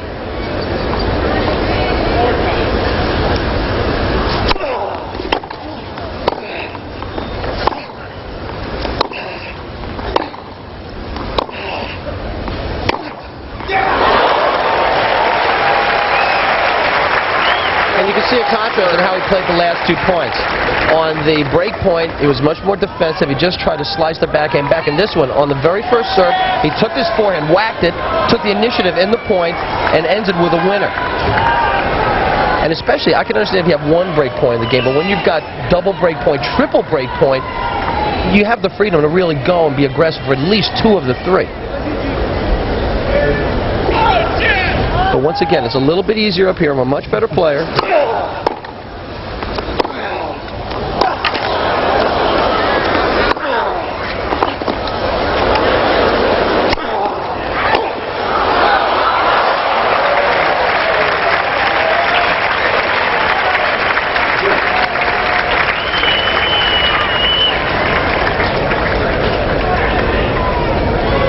Gets up to the overhead. Now he comes in and watches Courier's ball sail over his head.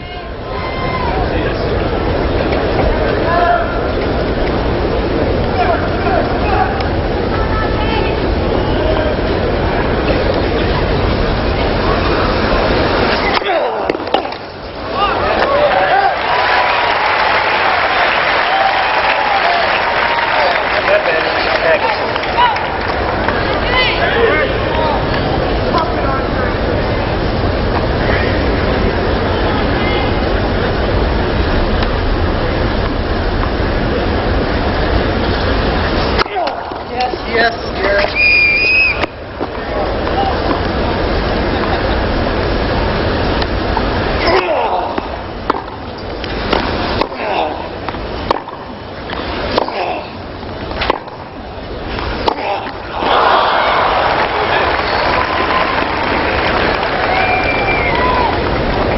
He has played a remarkable number of long service games.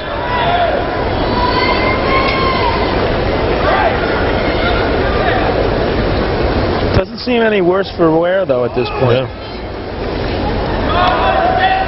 He's been on the court over 3 hours.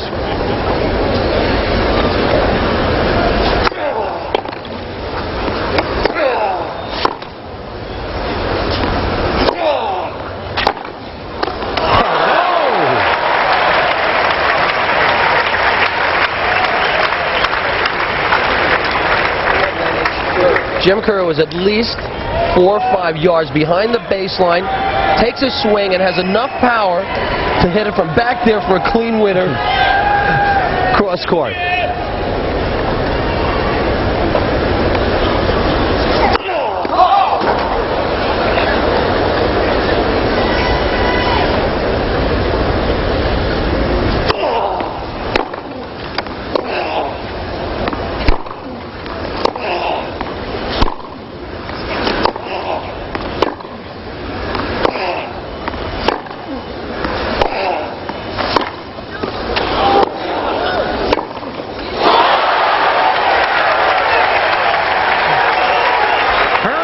Breaks back, and this seesaw match continues on serve in the 4th.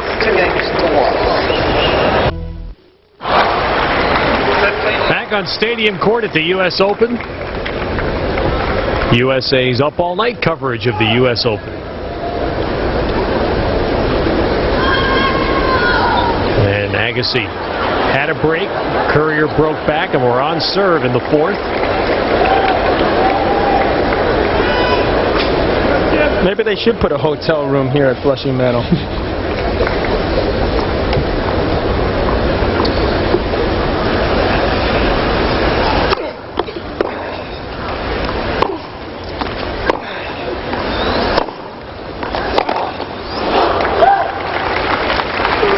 Just to recap you on what happened today at the Tennis Center, Pete Sampras blew through Alexander Volkov. Sampras plays the winner of this match in the semis. On the women's side, Arantxa Sanchez Vicario upsets Graf, and she'll meet Manuela Maleva Franier in the semis.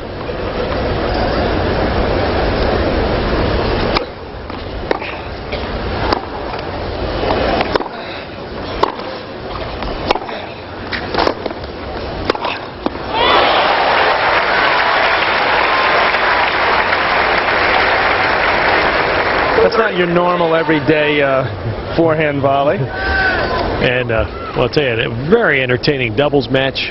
John McEnroe and Michael Stieck win in 5. They'll play a rematch of the great Wimbledon final against Grab and Renneberg at 11 a.m. Eastern. You'll see that here on USA tomorrow, semifinals. Well, if Michael's watching right now, let's make sure he's in bed, getting ready to go to sleep. He's going to have to play great tennis tomorrow and hold up the old guy. What a sight it was to see so many fans staying late into the afternoon to watch the doubles.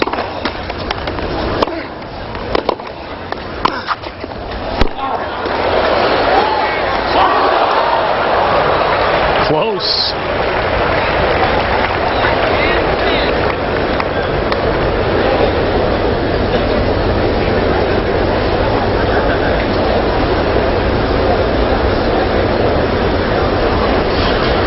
At the bottom of the hour, we'll be leaving you in the Eastern and Central time zones.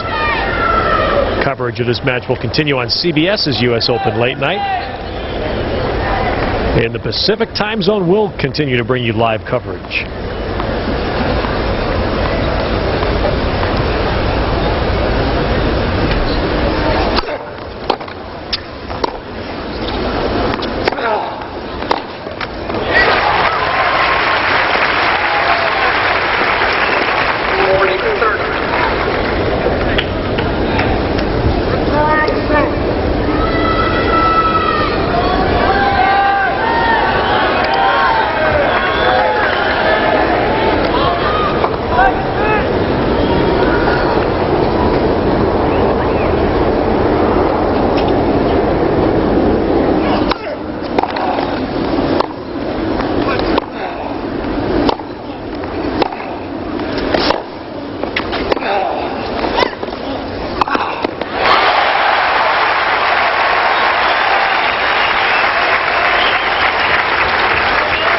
Well, you have to give Agassi's return a lot of credit to win that point.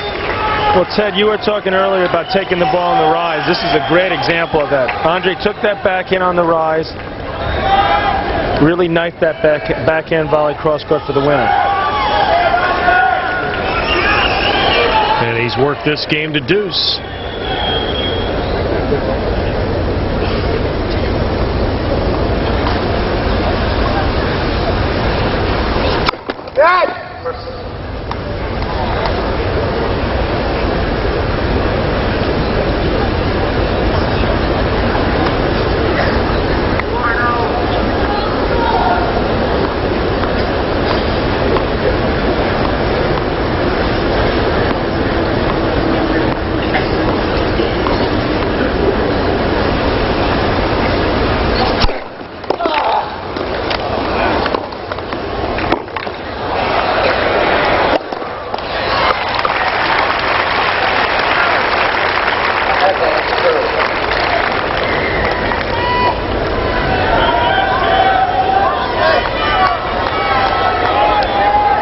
Schwarzenegger and Maria Shriver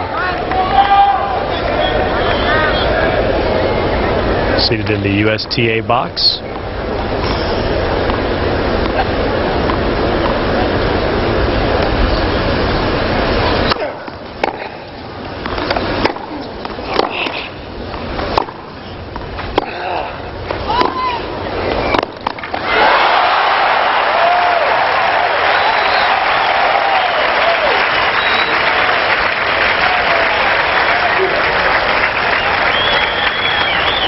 know that Andre Agassi's volley has improved, but I didn't think it had improved this much. He's played a great match at the net. That's one of the toughest volleys to execute. Usually they're easier just to block, but you have to have good technique. He kept the racket out in front, head of the racket up, and just gently, with a lot of touch, caressed it cross court for a winner. Beautifully done.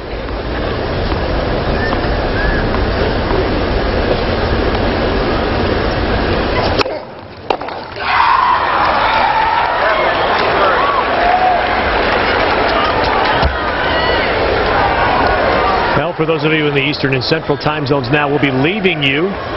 Your coverage will continue, though, with CBS's U.S. Open Late Night on the Pacific time zone. Will stay with you. Tomorrow, it starts with men's doubles. McEnroe-Stieck, Grab-Renneberg, a rematch of the Wimbledon finals. Then the mixed doubles final, and that will be followed by Michael Chang against Wayne Ferreira. All begins at 11 a.m. Eastern. Tomorrow night, Lendl and Edberg at 7:30 Eastern on USA. Coming up next, the Hitchhiker, and on the Pacific time zones, the U.S. Open tennis continues. For those leaving, good night from New York.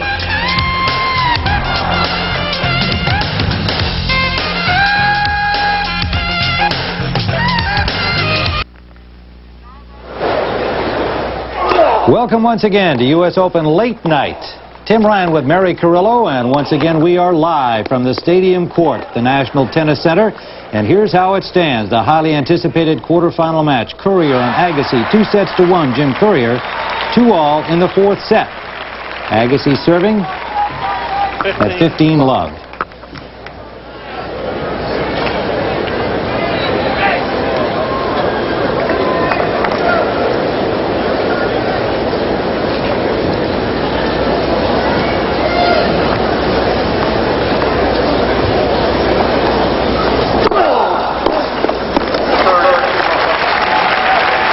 Love Agassi.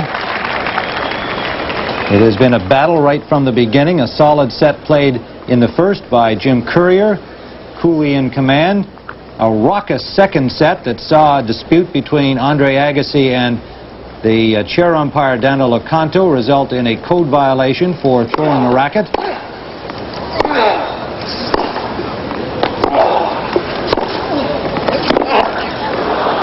30-15. And a brilliantly played tiebreak from behind by Andre Agassi that evened the match at a set apiece. Courier won the third set, and we're in the fourth, 30-15.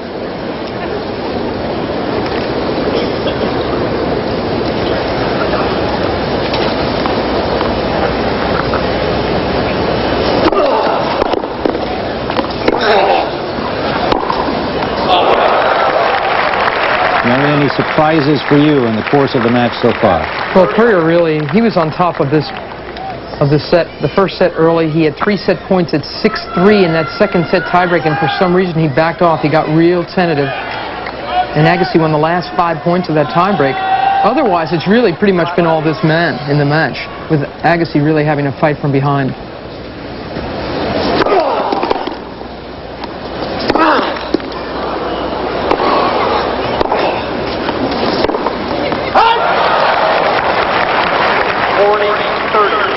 I mean, Courier's game is so solid from the baseline. Of course, Agassi's got a very solid baseline game too, but Courier should be able to control the rallies. And he should be able to do it without having to overhit, as he just did that one. Agassi has been trying to come to the net a lot in this match. In fact, he won the tiebreak in the second set from the net. Agassi takes a 3-2 lead here in the fourth set. Down the set to Jim Courier.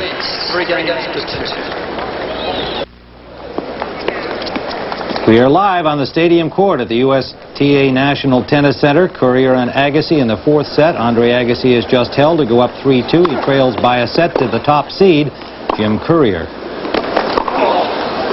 We'll stay with this match until its conclusion.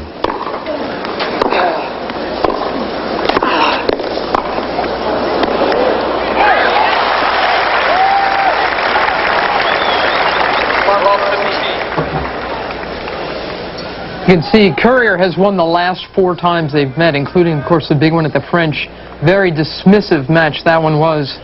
Courier beating Agassi. I, in fact, was surprised that just a few weeks later, Agassi was able to pull himself together and win the Wimbledon title. A great effort from him, and one that I would never have guessed after watching him lose so badly to Jim on clay.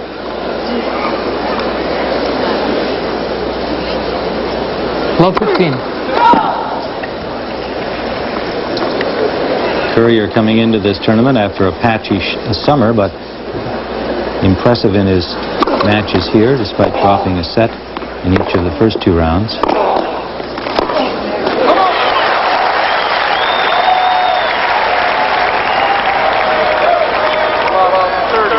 But he was flawless against John McEnroe in winning in straight sets.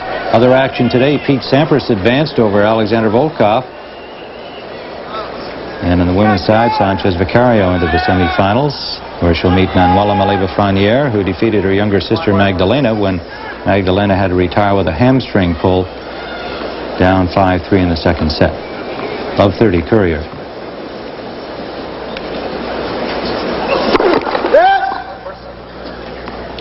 This winner will advance to meet Pete Sampras in the semifinal.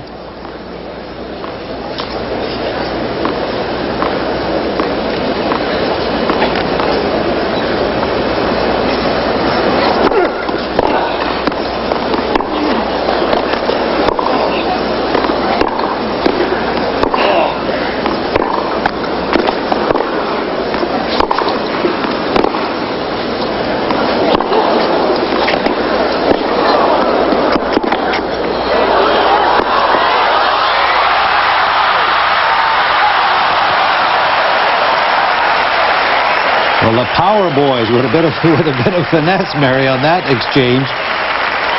Beautiful stuff. 15-30.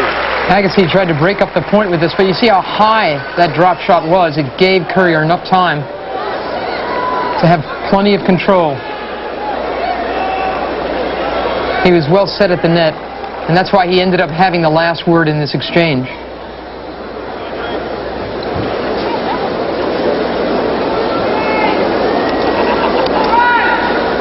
15-30.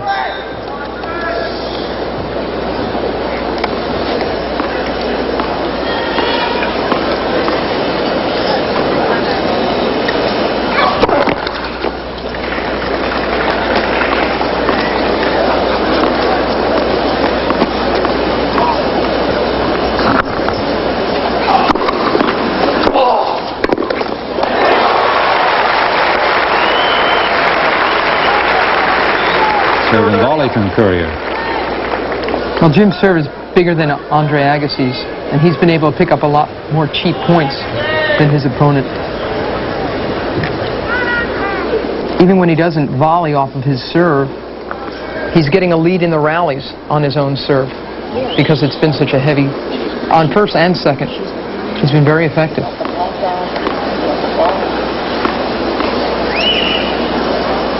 .30 Service ace from Courier.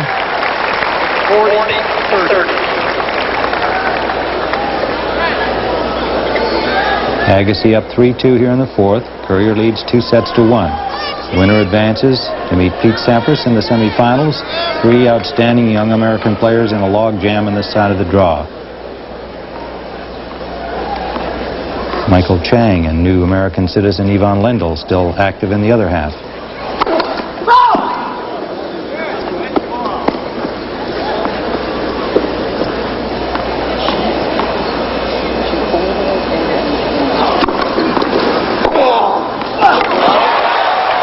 Agassi running around on that forehand and finding a space.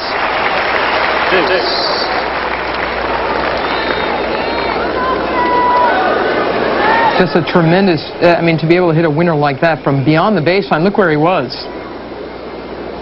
Just a great reaction off of a pretty good serve. Now at deuce. Agassi claims it's his eyes that make his return so effective. He just feels he sees the ball so much better than most people.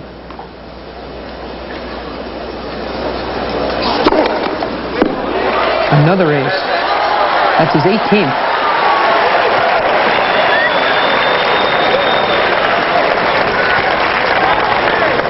He may have been waving up there to his tennis colleagues McEnroe and Gerolaitis up in the television booth, as he did earlier when he made a little half volley. He kind of replayed it up toward the booth as though it were something McEnroe would do, not typically Courier back early in the first set. So he's remained more relaxed, I would say, than Andre Agassi has out here in the tension of the battle.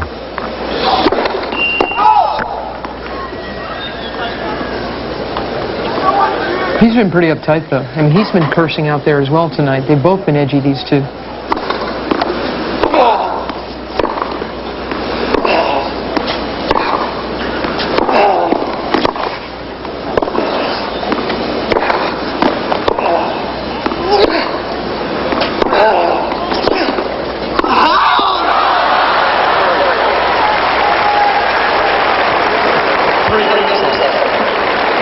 I think this might be what cost Agassi the match. And he's trying to attack here. This is for Agassi to raise the level of his game enough to hurt Courier. He's got to take chances. He's got to take risks. Do things he might not normally do. He's made some fine volleys tonight, as I said, but I mean, the measure of the match is that Agassi knows how solid Courier is, and he's really got to try to raise a level above.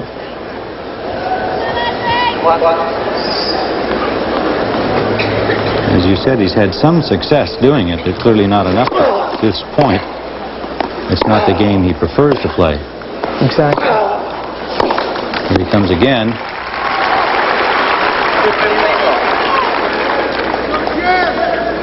Here's how it looks right now. Sampras awaiting the winner of this match. And down below, two quarterfinal matches remain. Wayne Ferreira from South Africa against American Michael Chang. Ivan Lendl and Stefan Edberg tomorrow night. Two former champions, the defending champion Edberg against three-time champ Lendl.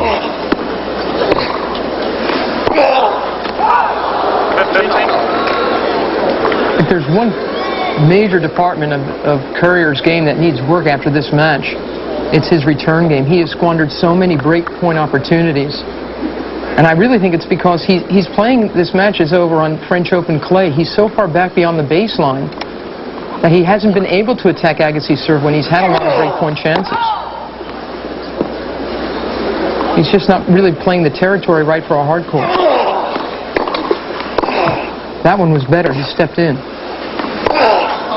And interestingly, 2 years ago when Andre Agassi lost to Courier, he had been up a set and a break, and a rain delay helped Courier because his coaches said, look, step in, get in closer, move in 10 feet on Agassi's serve and start attacking it. Courier, of course, ended up winning his French Open that way. 57 unforced errors for Agassi, and that last one was very loose.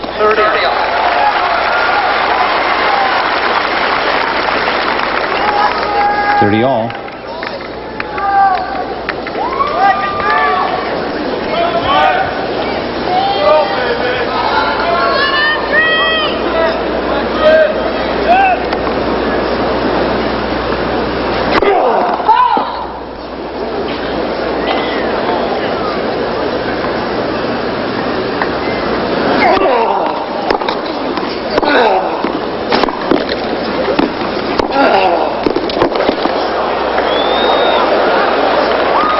Good deep drive from Agassi. Nick Bollettieri said something earlier today. Of course, he has coached both these men, but in the last few years, Courier has gone off from Bollettieri. Nick said something that's very, very true. He said, Jim Courier will never play a bad match against Andre Agassi. Too much history between the two. Wendy Stewart on the right, Andre's girlfriend. He's right, too. This has a real prize fight feel, this match. This is more than just a tennis match. That's why the place is packed.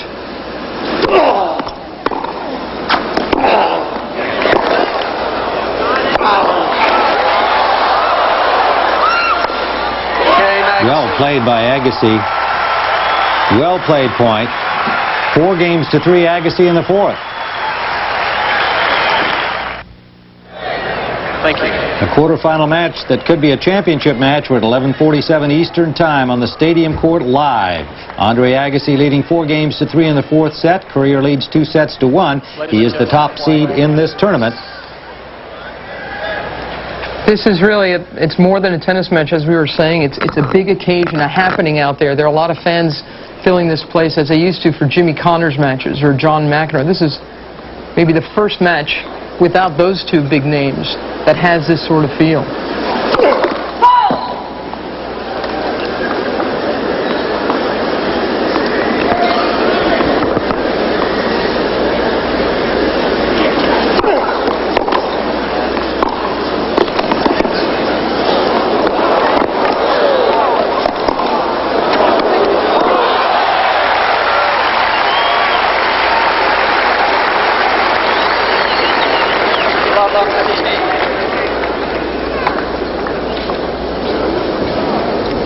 Courier again trying to chase down the Agassi ball. Andre can lob so well off of both sides, and that's not true of most players. Brad Stein in the white cap is Courier's coach on the road, but Jose Higueras, the man right next to him, is a brilliant man. As Jim Courier said, I want to take his brain and stick it in my head. They co-coach him. And they both spent a lot of time priming Jim Courier for this match all day long. They were coming at him saying, Agassi's hot and he wants you. He's going to give you all you want.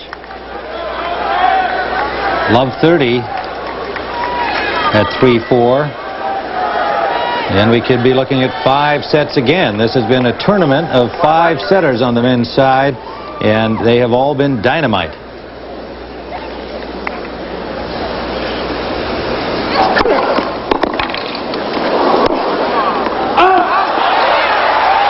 Three break points for Agassi. 2-1, the top seed leading the Wimbledon champion.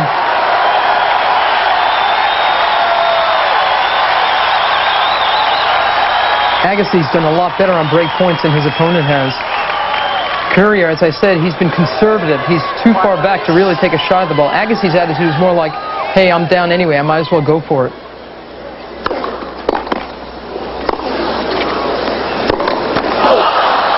One save.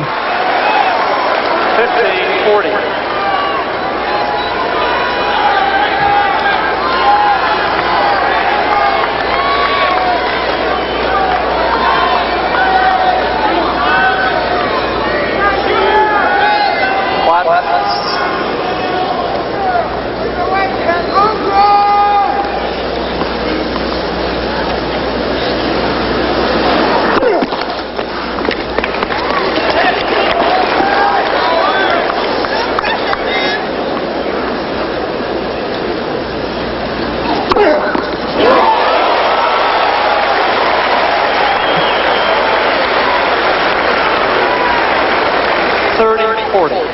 It's a pretty good shot to come up with. You're not kidding. Still a break point. Truly the most underrated department of Courier's game is his serve. Have a look how ineffective he's been on return. Good thing he's serving so well.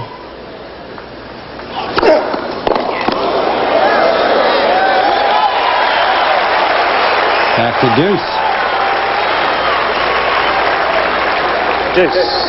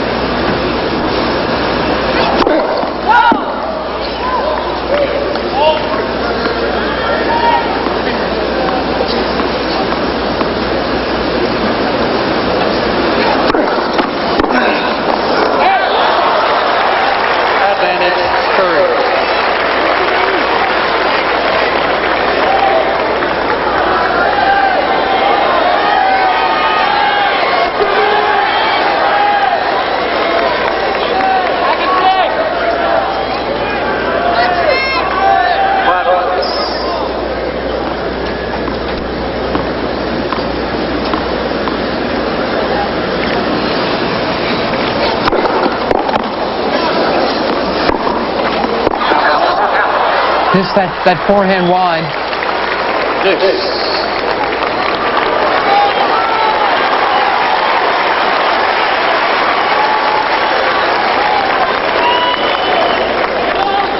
Becker and Lendl provided plenty of dramatics last night. It's being duplicated and then some tonight by these two heavyweights. Combined poundage probably not as much as Lendl and Becker, but hitting the ball every bit as hard.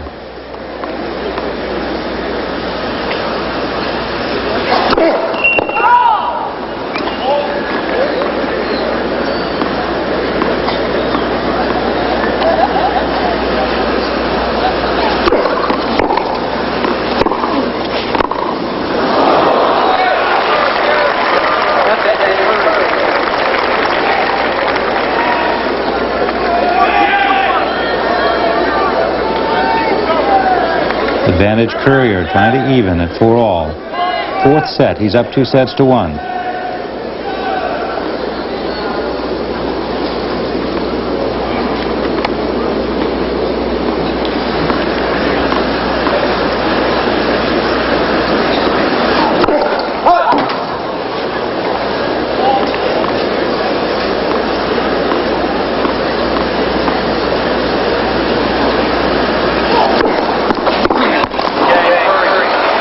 Courier holds.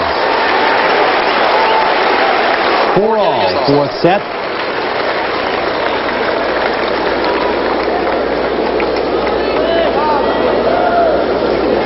Earlier today, Arantxa Sanchez Vicario, impressive, defeating a disappointing Steffi Graf.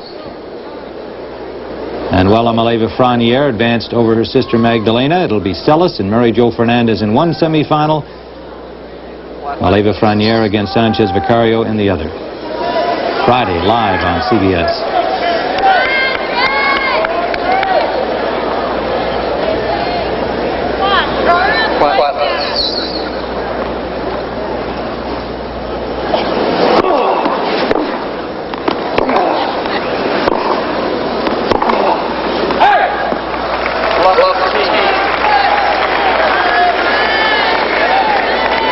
Coach Bollettieri told Agassi that he must serve well in this match, and he's got to play well from the net.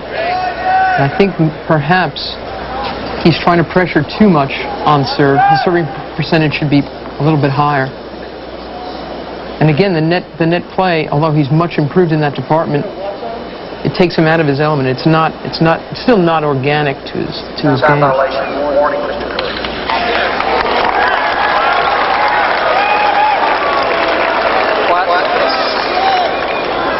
Dana Lecanto has just given Jim Courier a code violation because he took too much time in between points. 25 seconds. Agassi was prepared to serve. Courier was still wandering around. Courier has done a very good job of trying to play this match to his pace, which is far slower than Agassi's. And he got called on that one. Whoa! Took it out on the ball. Following the warning, smashing that return down the line. It really was a pretty angry reply to the code violation. And now a love 30 lead. Quiet, please. Thank you.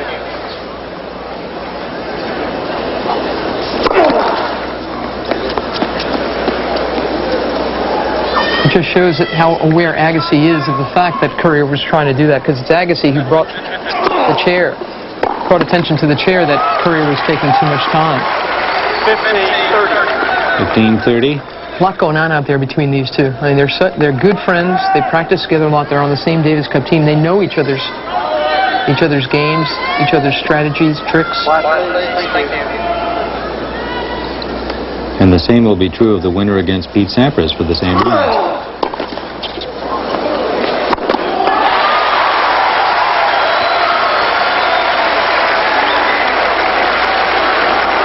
Easy time for Andre. 30-all. 4-all, fourth set. Courier leading 2-1. We'll stay with this match until its conclusion on U.S. Open Late Night.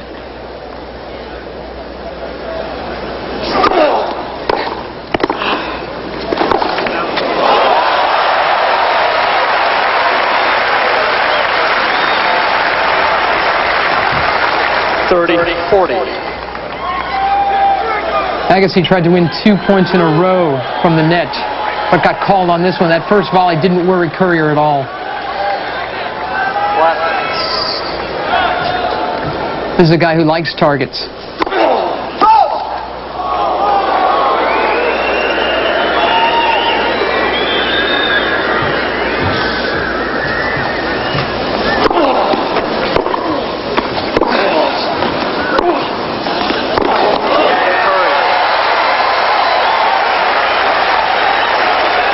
So Courier can serve for the match. When we return, we'll be back at the U.S. Open after this message and a word from your local station.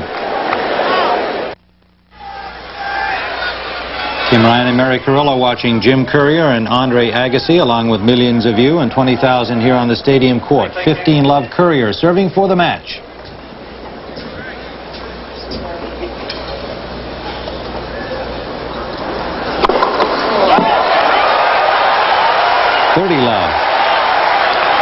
A date with Pete Sampras in the semifinals looming for Jim Courier.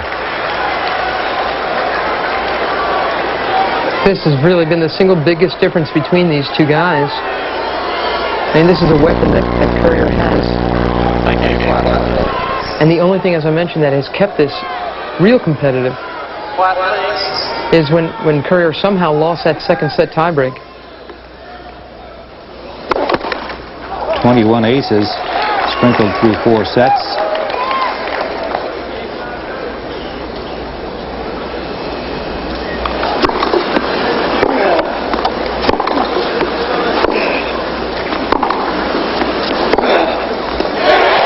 Good drive from Agassi.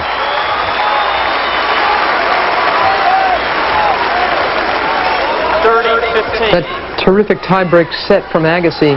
That second set had lasted an hour and 15 minutes, and somehow Agassi lost all focus after that. The third set was 39 minutes, strictly Courier. And I think once he really lost so much traction, Andre, after taking that remarkable tiebreak set. Hard to make that up. Another bullet. Yeah, especially with this guy. 40-15. Dropping a set to Courier, that's not a big deal, really. He knows he can recover from something like that. That's for sure. Match point. Courier.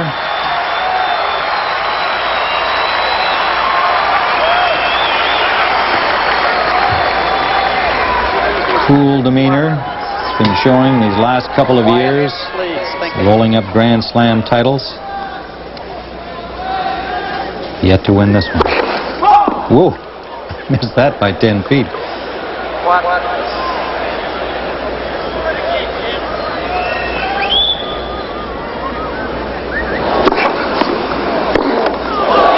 There it is. Set, match, Courier. 6-3, 6-7, 6-1, 6-4.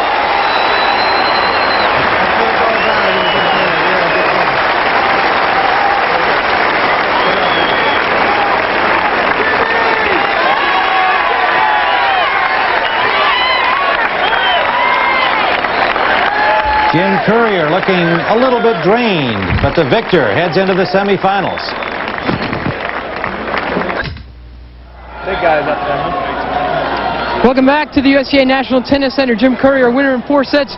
We're walking around because Jim is in danger of actually getting cramps. Jim, why do you figure?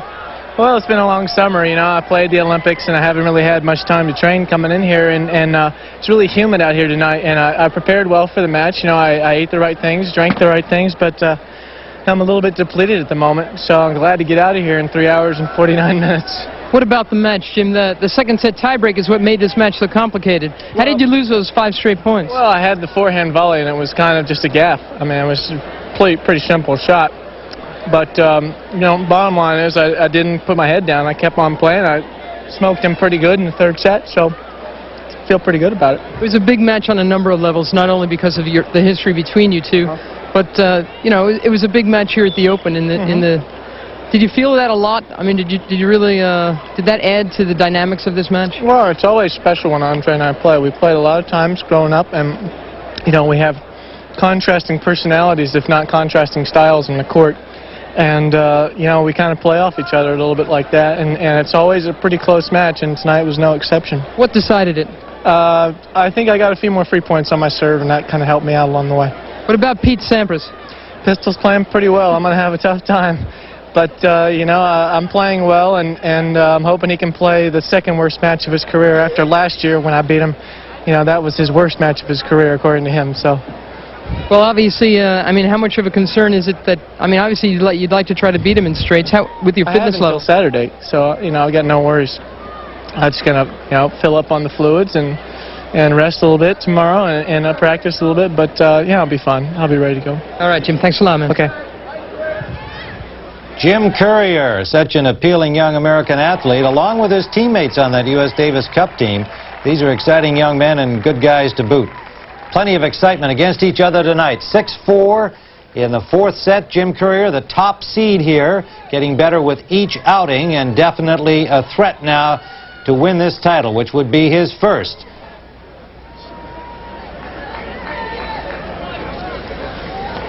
And so we'll be back tomorrow night, probably live on U.S. Open Late Night. Tim Ryan for Mary Carrillo saying so long for everyone here at CBS Sports. CBS Sports presents Visa U.S. Open Late Night. Sponsored by Visa. It's everywhere you want to be.